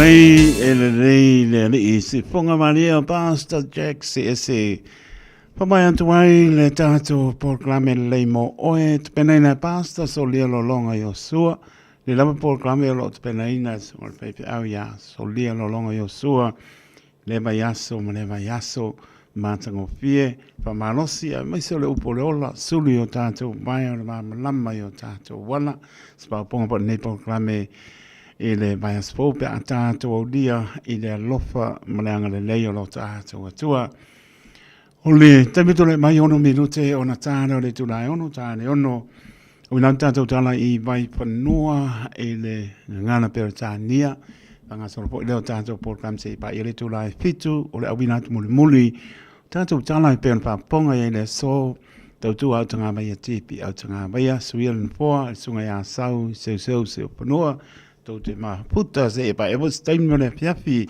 e pa tarabatu o tarabatu i a Pelenise o sabale ma le ainga o lo maha puta mai e Brisbane Australia o kura pula o mai mawhiki i ia ma lono o lo maha puta mai i Brisbane Australia pa tai Nisi o sabale ma le ainga, pepe a paptai a mosa ma le ainga i a paptai o lo maputa mai Melbourne, kusa le kau kako paptai.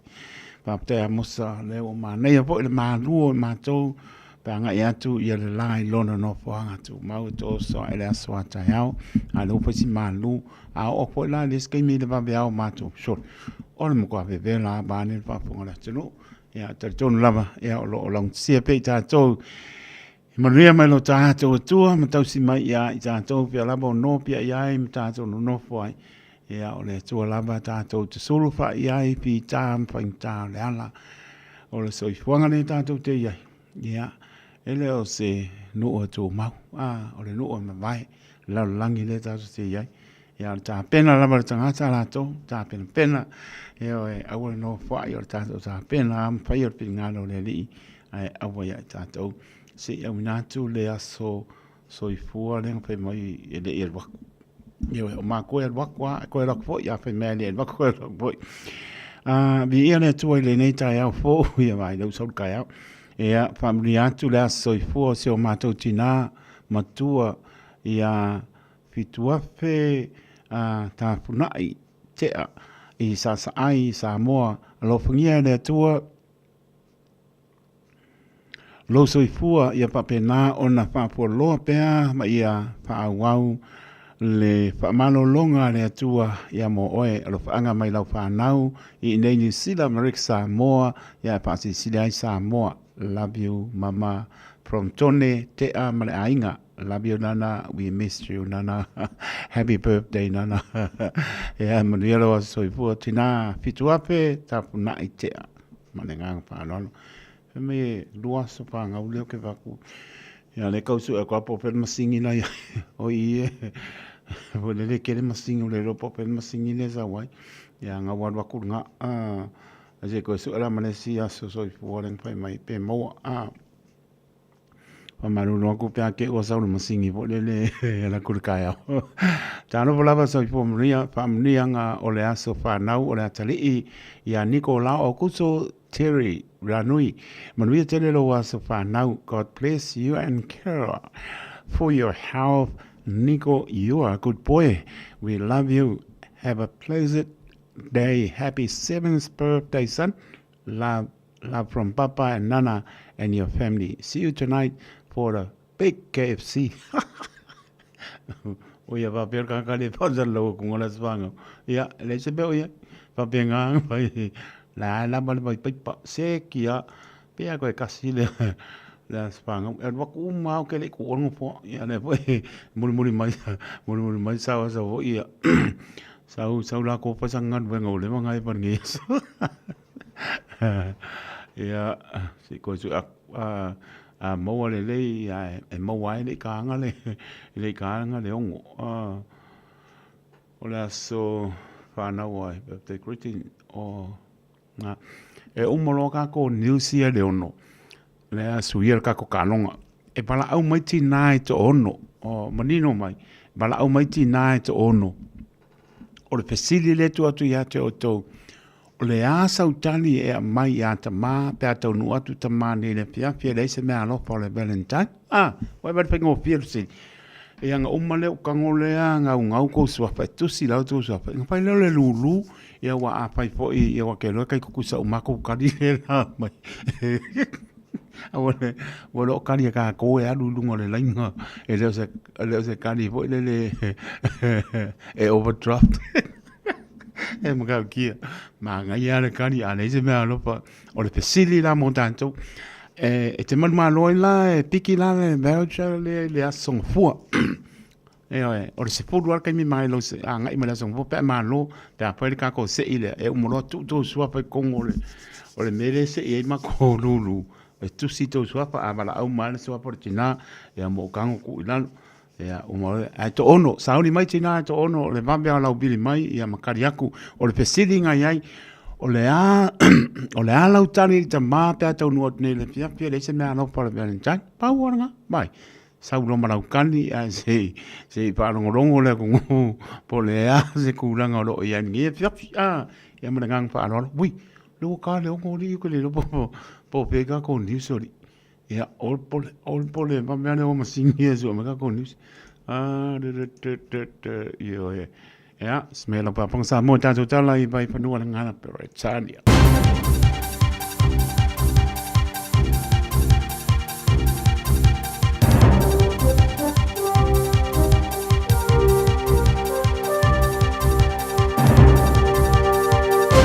In this update, South Waikato District's mayor says Tukurua needs to diversify. It's been confirmed the local Kinleith mill will stop producing paper in June, with 230 jobs lost. Mayor Gary Petley says it will have a knock-on effect for contractors and associated workers. He says the town should have looked at alternative options during earlier layoffs. When redundancies first started happening, when we went from a 4,000 workforce to 400, a former foreign minister says the US has dropped the ball in the Pacific, leaving the region vulnerable to Chinese influence.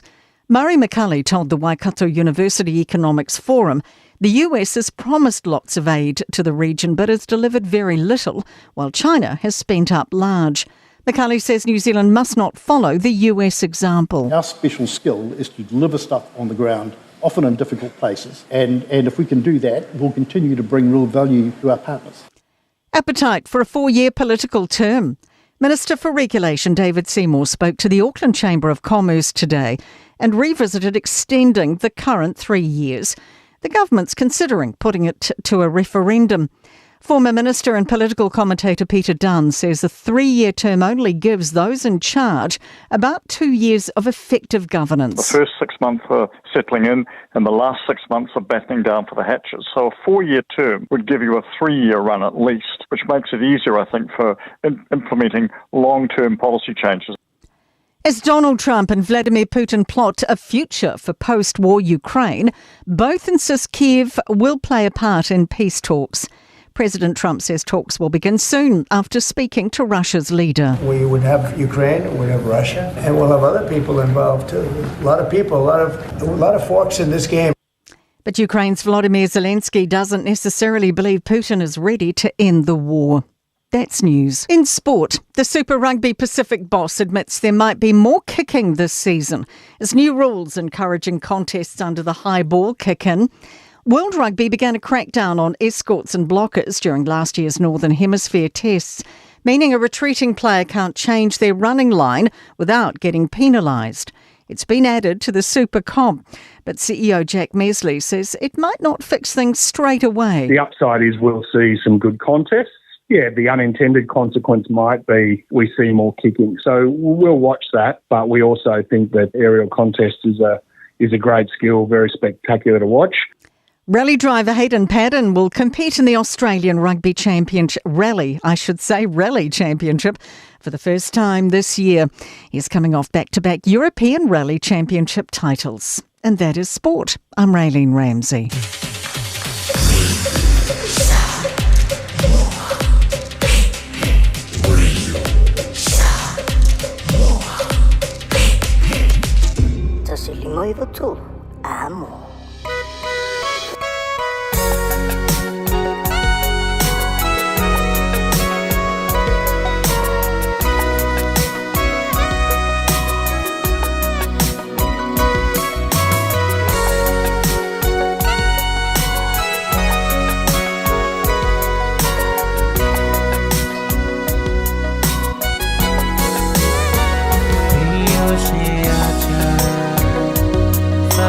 solo mana onga Faiva vale olo ulocho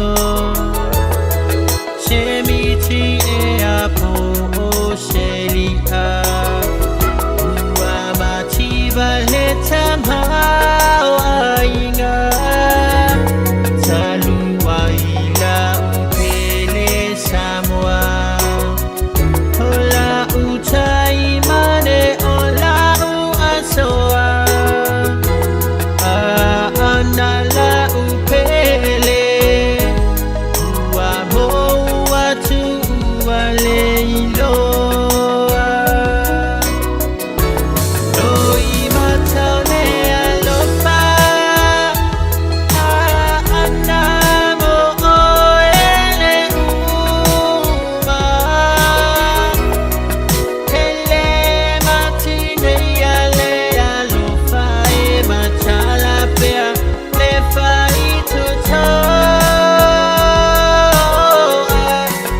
Atonu e ia se aso To eliu so finangalo O itama maitonga O oi uangatai olo umana o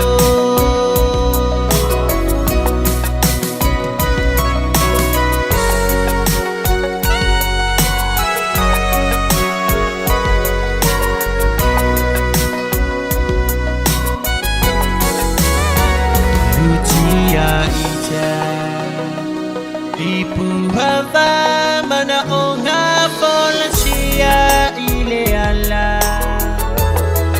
Fua fuanga mole lumanai Fusia ita ua ile fea lofani Moi manu ai atia e mala Le fili lea e taufa aleanga So o se mea ualen hei E tau mawhai e wha aleanga Noi matau lea lofa Anamo oele uma Ele matine yale alofa e matala pea Le fai tuto Atonu e ia io se aso To eliu so finangalo O itama maitonga O oi uangatai olo umana o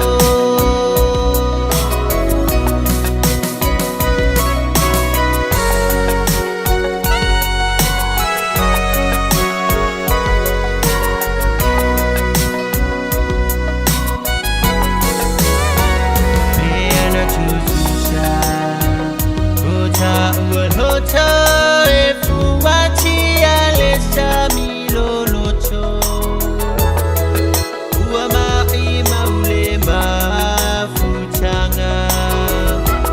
O te heilo ale mafuanga Ua sili se tasia ita Ua haeno ai lota Faiva Le ipu vai ua masaa Ole alofa na te whaatu muina Loi matau le alofa Anamo oele uma Ele matine yale alofa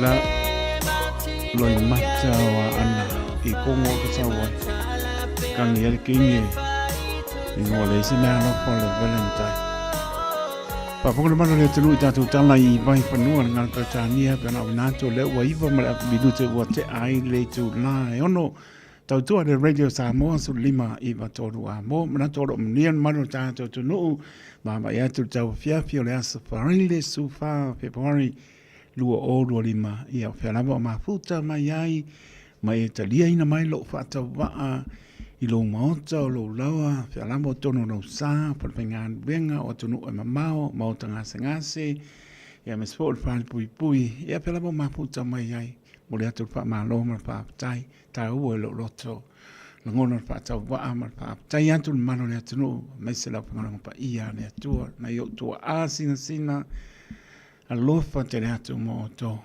talo I lele I papoloa le soifua mono to soifua mnuia le tino sili le nganga topi matiu te tau wasa maringa suru tai au to ngānu lua e o mai lava nei tu lafiafi a mele mi inga le tua lofa te atu patalwatu leo so ya Nathan's Levy patalofa atu lo eva mai mana ainga sini Australia patai uso papenapo ya John Brennan Alo fai Ellen Green, whapena po ia Cedrica Foster, ea manisol maru le atunu o lo whapena Bill once, so le umai I makamai, e umai mai I iuga, e makau kia.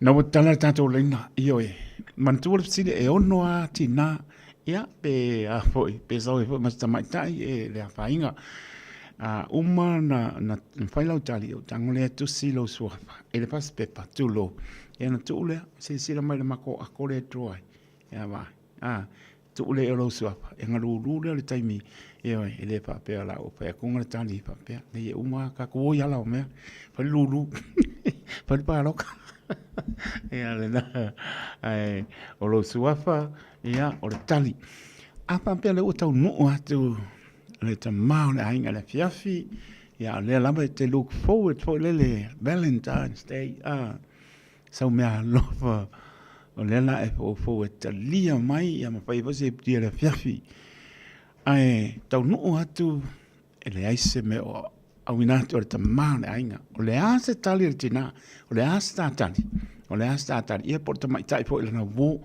la po look forward mai ngai ia watu le tama e batu le mea lofa o le Valentine ia pangane ia le la matu ia o to Valentine ia to lo so fa to apa pela te man malo sole fa pe ngar ke abai au ngominga abai fa pela ke wa le ufa ku sa ku fa pe ai fa pe fa ka fa ke de ia ko su lo miko o de ai ko su lo inisi ai piki la fa pepa ile ba changa e piki la ida son fo ele ne lo tapuni fa mo le mole ke bo e sa ku mai e ngona ku le ba ku pe ai ma o ke ia au le son fo pe au dia le lo fa mranga le matai ia nga sa le e piki ele ba changa piki ai ia fa singo ko le fa ke po fer pa ke ai po se mang matina po se si fa ke ngi sil ia ona mo ko manga ia vai aso e morgek ia la tatu il tatu wala au mo le tu la mai ai talofa lava taito ma lo so fua wai por suafa ma lo so fua ia ala fo ma leia ala fo ia saunoia tau no tu tama le ainga le se me alofa o le asa tatali o le awinatu le tama lo lava mo fisili e sel ma tango fie o la utali ia e sa vali mai lole tamala inga poto ina e tono fale e le se losa le se ke le se mea ia walu atua pa lo le kisi ia Valentine happy Valentine dad ia o le alofa ele o le fua losa ele o le sukala o le alofa mai mawe fua tupe a lona lofa lona fatu ia e tu fatu sima wele tu ia ole me alo fasili le na fa petai ia le oi por sofa ala fou ia le wa yelo suapa ala fou le tu wa sila mai ka ko ako le o tu yelo lo suapa ia ta po fi mai pe mor ka kiki ia mania pa pena po le weekend so po ia ia o le sa to mala au ta lo fa tai mani ia si o lo fa ile fionga ma tu taulangi ia ma no se fu o mai putau a petai o mai putau o lo o sa vali atu kua vange fo ia la wa fionga in fo isinga ipuki ai longa ise me alofa ia o na mani no to silia ai ia la fa bala wa kula fa ya kula ukali mana ia ese le manga ia a failoa a le sawi pukau masanga me alofa po le a se simea fu alosa ia a ola ukali kai ko iai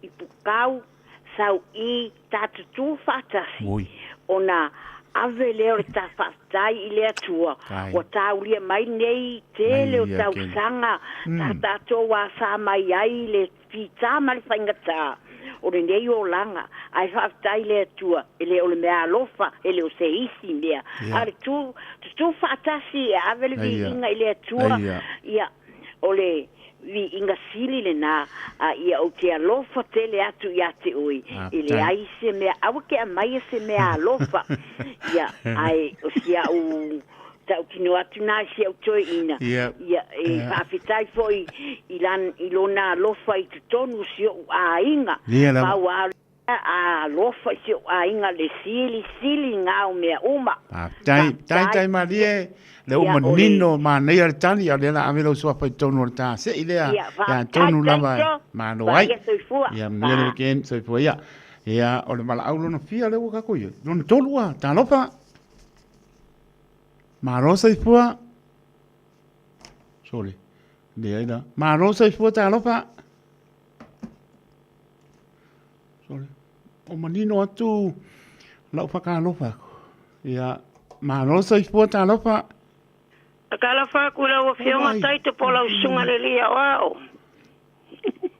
ma no fa tai per panse i umang fa kula kale fa mo mole o te lo tala no atu i tua ai ta opti male lenga e te fa ponga mai lo na u put you on hold ta opti male ta lenga o ke le kala ngaku fa mo mole le ma sangi le o pu e mai fer pani ma no la ma don sai mai ia mai na fiafi Mangwia lava faftai taito. Ya, me sile o manuia o mata to le lo for le ni o ta to anga e to le weekend i wanga ngai for le la le Valentine Day ya.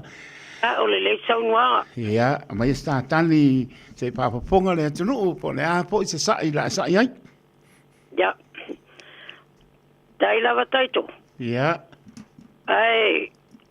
O le aso ngai o le aso o le Valentine's Maka kali uma koi ma kongi tina ya tama o mai ma ko falosa. Mana ya. Ava pe sau tama nei a inga kulo. Ya. Ale ai se falosa e o mai ya fel faninge wa lu le aso ngofo ma. Pa kali. Pa kali ma ka penga uma me o tamaiti pa kali le aunga. Ya. Sau ele se me. Ya. Ya ka cercala mo fa fo lava lo. Lo falo lava taito. Petai. Esel manga ia mole sa or tani lai a mai la ngona le la ngona e lui tau wina i hore tama pa tai per pani. Tai. Ya lo pantu malia le weekend. Sei fua. Ia. O le stato wala au oi ka lo fai. Ia, o le stato wala au le tonu mai ta lo pa. Sorry. Ma ko ka lo. Sorry. Salis mi ora ngai o to o la ki simas. Ya, to fa ta lo pa. Ong sai mai na pa au. Se i ka singo. So la ki kire se ko sui mai. Mo le nga fa lo.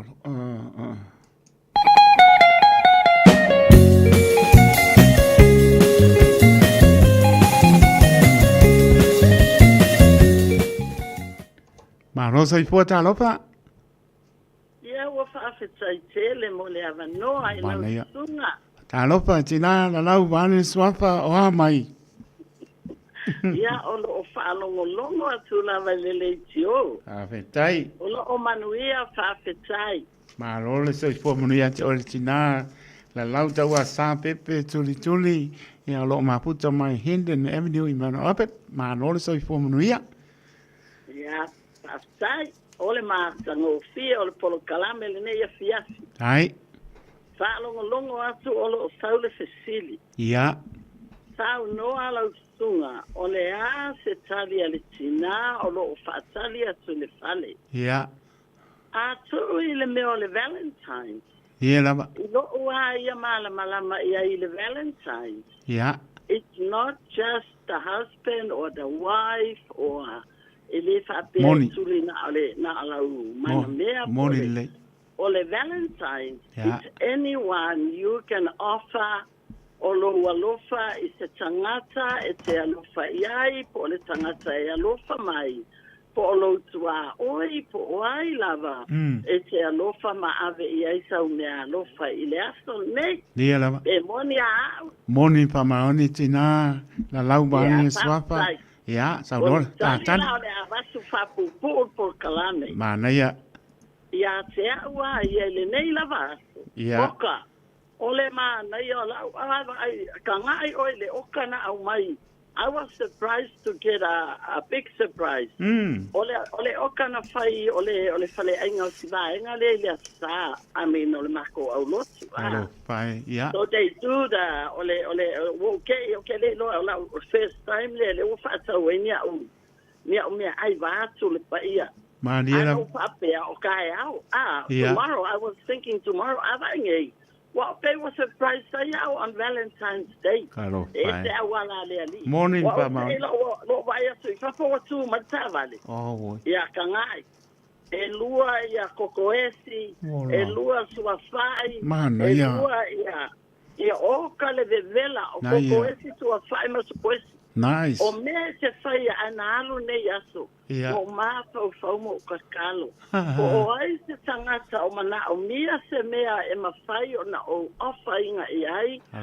They can be my Valentine. Yes. O ai po i se alofa mai a kea o whoever can give me something today, that will be my Valentine. O lo o tali tonunga le na. So they were my Valentines today. Samania. Yeah. E fai ngō fia ia te au. Ai, sa noi. Fai e saula o Valentine. Yeah. Fai sa ia ngai roma kakana o fia. Mana ia. A te tai le alofa le atua pia. Alo, fai. Ia, sa no mai. Au moko market pongi. Na lau. Alo, fai ala lau.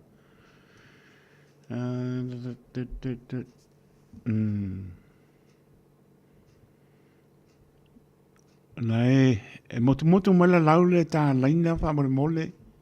Pea o maua mai lo leo fa mole. Ia, anela ame lo sua fa tono se ile o mani not. Ma no le sa mai ta lofa. Ia. So I fo manuia ta lofa. Sorry. Wa esel melu. Ma. Ia, sa no mai o al sua fa. O ia. Ailini manino ya tali pa mole Ailini. Yeah, okay. Saudor tali pa mole. Yeah. O aula wo fa solo. Yeah, ka ngo kolor kamba. Wa le se na lo pa lan me o kup. Pa me kong ling. Na wangi mo mai. O ai atu o mo te tiro pe se me alofa pele ai. Ia. E au ia, te tu sale ia man le ai. Oi sole. Ia, o ai atu la ata mai. Mana ia. O so mo ofisi ia, wai le ai lava se me tai ta sa vai atu lo sau. O lo fiu le fatali. Amen. Ia na lo tango tu lava opo mai. O kisi le ala fau. I love you, honey. Oi ka. E manuia lava le so Valentine's Day. Kwa ia lo me fale tu to fa po mo disia so stele. Ia manuia lava fa tai lava tai te mo lo wa. Ai lini lo swapa le wale se I fa mole. Ia, alo fatu. Ia, so po ia. Ia ta to bala au muri le ta no fa. Oi ko kasi se bala au me no fa. Ta no fa. Ia, ori swapa. Ia nele. Mele Ia. Ia mele sa no ia o la ta ni fa mole. Sa fa mole po le alse sili o le fa kwa ki kula kala au le ka ke dungo le awala. Oi, ngai ke sa pong sa mele. Joy. O le pesili pe iai se ko wa inga pe de ai. Oi oi oi. Ia whakakau mai lau aina mai Samoa. Oi, ia le ngala. O ia le a pa pe le la tu tani mele o le pesili. A pa pe la le o tonu atu to wa inga e le se me a lo for le Valentine. O le a se tali mele i le tama le a inga pa mo mo. Oi ai. Ia le meanga ia so se mea lava. Ia. Ke awa ia pe ai pele ai. Ia. Ai. Se ki ako. E le sui ai lo ma fau fau. E le sui ai lo ma fau fau le tama le ainga. Ai le sui ai alo ma fau. I lau kau konga. E se le leo mele. Ko ai maangaia. Maangaia. O ma ko ai se ki awa ia le sui a pe ai pele ai. Ia. O ke fia. Ia. A pe tai mele. Mana. Ia lang sa wan dia. Ia, tai le wa yelo so ave tona sei, ma no la malon sai mai, ia tato para muri le ta lofa. Ta lofa. Oli, ka lofa, fa manu lu at. Lo po le inga le vale con. Ta lofa. Ia ida. Ia, fa manu lu ta lofa. Ia, fa manu lu at wa mai tato. Por kalame ia o sua pa uma inga mai anga ngi kong i le na per tanto sei na o silfia uma na to le no mai ko sila mai ia le la lu le i lumo to fonga ia marisila fanga ati le tua io ka ko fa ma onia o fa i me pio na ko sila mai ia la wa e mo mi mala inga fa manu lu ko ngale o ka pungi kusi o le la so e kusi le office ale anu le lu ka no fai ia mai mai se fai la nga lu le lu ia e lo sila mo ta ma le langi ka ko sei ma ne pa io le tu ia ma ongi lava se ko lu la kiki a se fa filo le so ia ma anu lo marka ko sei apa pela te manu ma lo ai ia se uma ko fa ko le tala le la mo ini o maka vai lo ko ye o le ma lo ko sa eu vai lo ko aru sa eu por sa eu ngo ko ia le o mau le pepa le ia ko si lo ma le pepa ma lo fa ma ia la ku ako o mo se le la tana yo luma ia tato se ma lo ko ye o mo ma ya ngor kai mi o le o mo ka ko se po ai le o man ma lo vai ka ko pepa le kala kala ko luma oi kalo fai ia ai ko ki sila le mai e o man ro tina matua mai o la lau o sa o ko sila mai ia la lau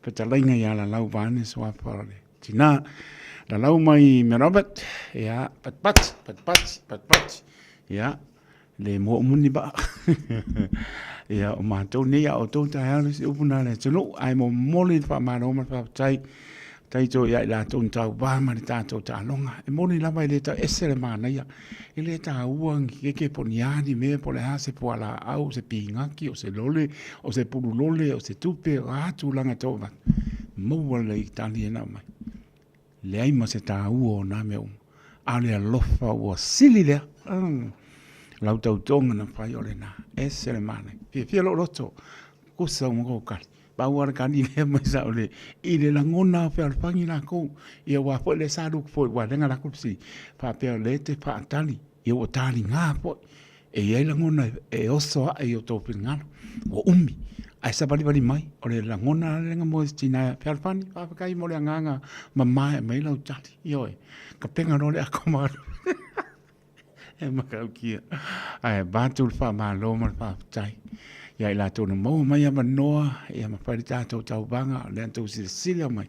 Ia o se ia i lumo o tō whonga, ia ma le lulu inga le atu. Ia le se whāwhonga po e le tua o le wha maoni. Le ea se whāpia me o tonu, se le whanga le li, ia le wha maoni whai o tātou tā longa mstūranga. Ia le fia po nā whin ngano le li lana whanau wha tua. Ia vato le wha maa loma le wha tai wha mia le tua. Ia i lātou umalama. Ia o le manuia le tātou se. Ia le ua ame mo se o tātou tina matua. Ia la lau. A o le asanga fua. Ia Ia te mai mo so walo I tata ofisa tolu ono pa tolu hope o Avenue I Manukau City pe te wala au mai I lau fonga fia na mata ofisa tala noa mai ai I le oiva lua no lua tasi 5 iwa tolu no mera le la tu yellow swafa o la lau ia la lau tau a sa pepe toli mai menovat le o man malo piki la la well changa excuse me lau pepa nai piki lau ke iam fa sino tu po fele na campanile la pike lau ke e fai ai ia lau I puti tau mafa ia o le vai aso le pe au de leon tai ia ta batu fa maloma fa tai ia la to na mau mai ia no ni se le mau mai ia no ia fa malu lu atu fa pena la fa tau pai lava e fa malu lu no ta to lina le ia lu lu mano lo fa tai ma ngai lau kari ano sina ati fa tai la nga ubu to muli mai pe fa tai sina leo ia ma lo lava le va mai pe fo ia tua o loa na opu fa te tele lava ma lo le va mai I Amerika lo fatu mo to alo sina fa tai o ai foi ma mosa sa I markonga ma lo opito o fatu pepe ake ia anu ka hina pese la le mo to yo wala ngona le lo fa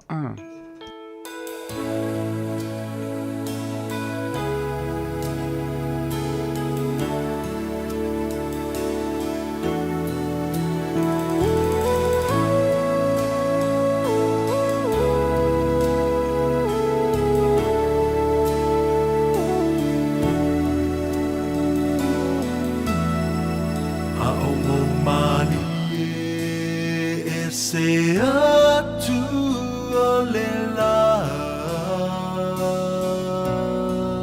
mangoto I fu ai o mai le pongisa le taimi lea o le tawa fia o ma sao chua la si maya oi hani lamuna na le alofa ya o e tu ma pea ilo uno toe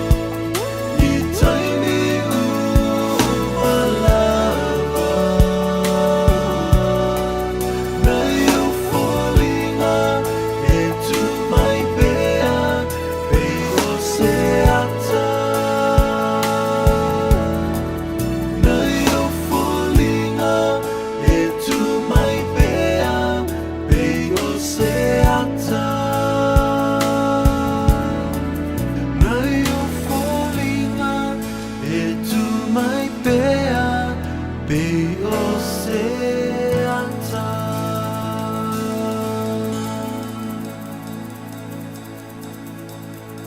Nā pata inga lona lua mō mātua o pepe fau. I le taimi nei o lo whaatupula i ai le talivivini i Aotearoa New Zealand. E silon pipisi mai mawhai o lamati ai pepe fau whaatu a whananau mai. Ai mai se lama i le ono vai aso mō mua o le tu e ina ma le tina au la ititi tele mō le tui. O lea a whai o le tina po se tausitama caregiver o le whai o le tui pui pui o lau pepe mai le whooping cough i le taimi te tau o le awala sili le nae pui pui ai mai le PCA infection ma whaiti ai a fianga o le wha mai. O tui e le se tutongi mai whaia pe a ono vai aso le matua le pepe fau o na tue whaia le tolu masina ma le 5 masina. Ia wha so o tai lau fo mai masani e wha mau pe poka aso mo tui pui pui. A whai o misia le tui mua mua lau pepe o tui uma a wal popole ai tala noa lau fo mai.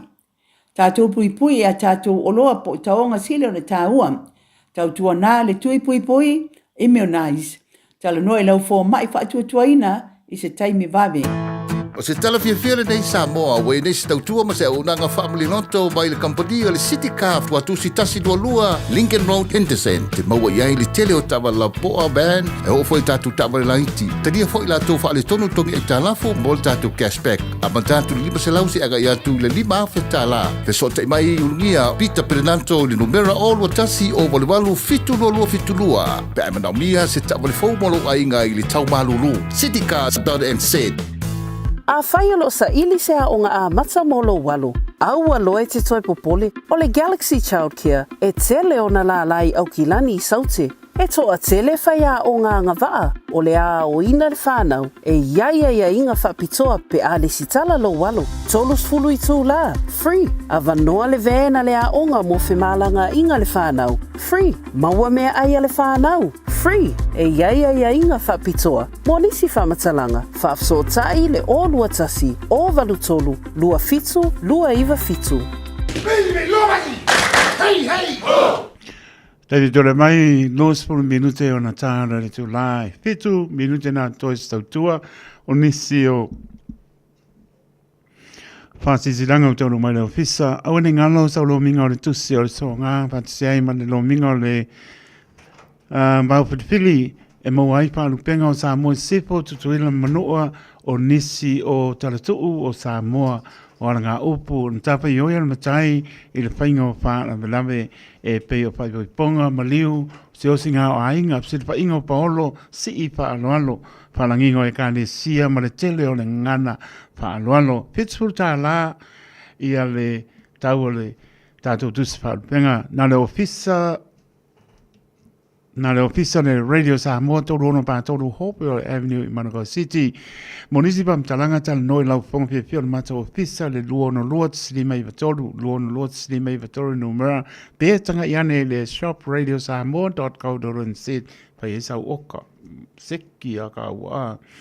Samoa Marina, tulona ia o pa ia sautua whapa Samoa o pa ia le popo mo pāne solo o pa ia ma le mau e o i le wha mau nunu atu ia pātini o tausala. Ai o le nei pāsisilanga pa loalo lamba ma le nganga mo lalo pāsino tonu lamba mo i lato o lo nofo mase langona pe o lo o mautinoa. Le o mautinoa pe tau mateina foi i le pinangalo i aisona pe itanga sona sootanga i le swapa Marina.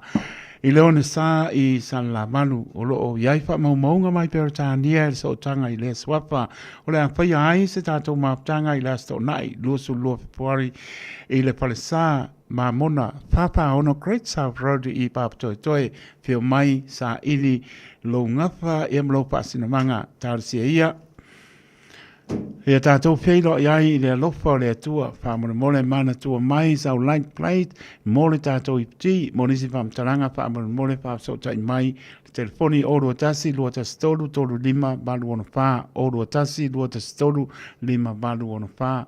Ia, ma le whaaloalo, te lama whamtai, Toyota Munianga, Tele Marina, ia ma le nganga whaaloalo. O le whianga mo taa, o le anta o to ia le piso mo na lau, yo pa ia sau ngata Samoa. O le nepasi silanga, Pasino tonu le maptanga alum tamwhanau mo taa i au kilani nei whapea ni o mātou polo maulunga mātou te malua i sau se tapa o ke lope tulo na ia o le apa tonu ina tātou pontanga i le aso tonai o le aso sulima Februari tu la sulu le auli no poanga masani o silfia PIPC papto toe numera balu se fulu po le numera balu lua wani rodi papto toe mala au pa alolo tu wai foi ia i la tau uma sata alo i le nekalapu lak pi mo taa i Samoa mau kila nei o loa lalampa pa au i au kila nei i la ia tātou a wai le nei pontanga ia warpa moe moe o le tātou kalapu lak pi Samoa e tā aua tele lou aua i mai whaari sau finangalo tā la soifua ia le lofa maranga leo le atua taita i atu lo o tau soifua i le aso mana tua mai le stala monisi whamtalanga tala no le oro tasi luona tolu tasi fitu baru tasi lima fitu oro tasi luona tolu tasi fitu baru tasi lima fitu ia pole oro fitu tolu tasi fitu baru tasi lima fitu oro fitu tolu tasi fitu baru tasi lima fitu whamtai tele o le laulau mautanga no mera na ua sirifia umana whaale watu e wala au mai ai swafa seuta la noa i eva i ano a mai sifo he ta ia pa ia mamalu Samoa i o pa ia le popo mo mamalu sa le vea mo mamalu le to esea pe a o na faa o iai sa mtananga le ai e tu mau lava o pa ia ma le vau e o le fa mau fa pito nga pa ia sa mtananga i suri o le swafa seu tala noa o le eva i ano amaa i sifo o lo papa au ma nei e talo atu ma le nganga mo lau i suri o le swafa seu tala noa o le fioanga o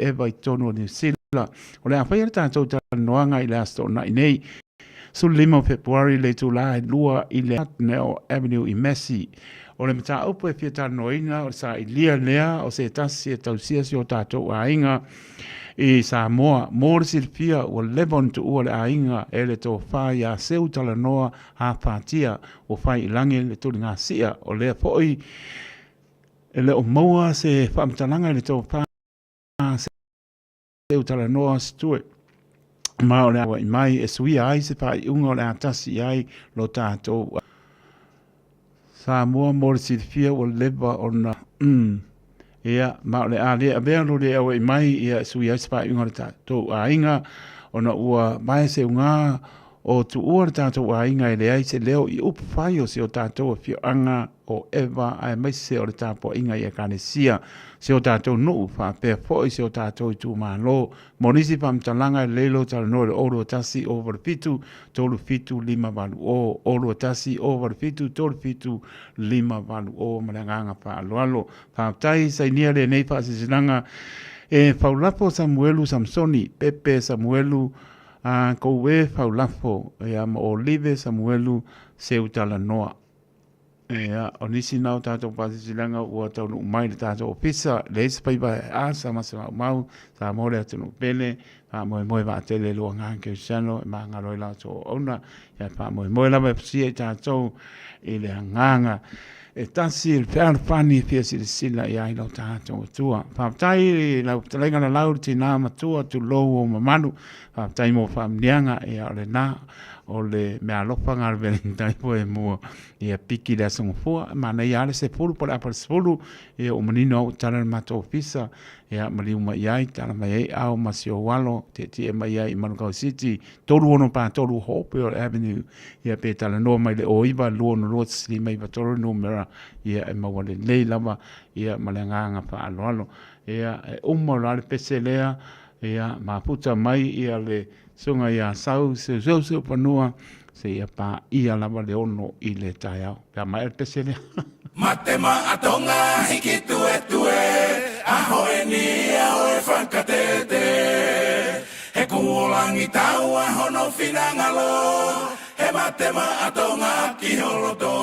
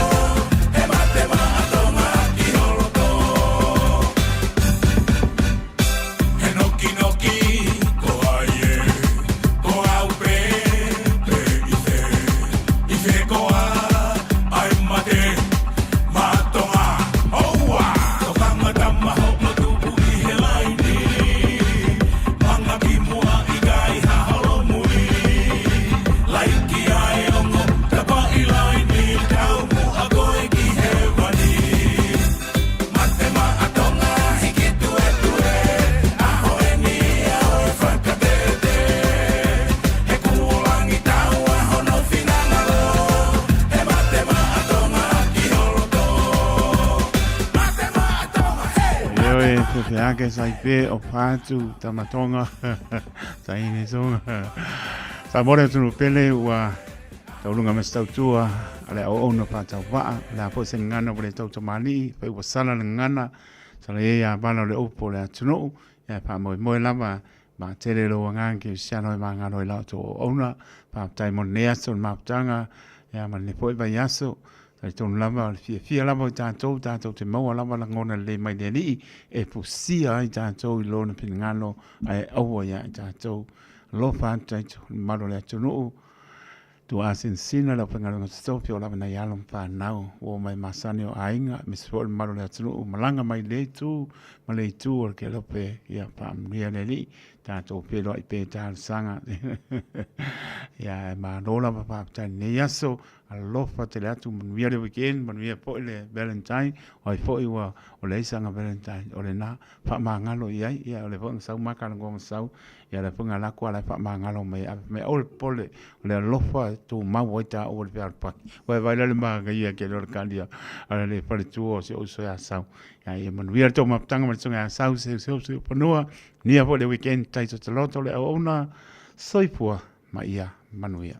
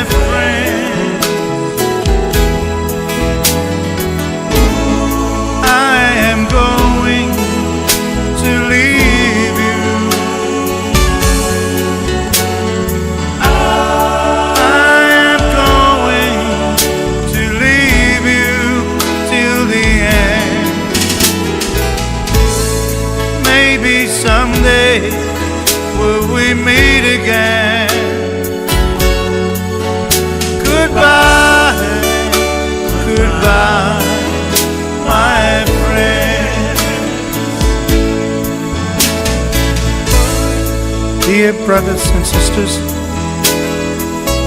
in the book of John, chapter 14, verse 1,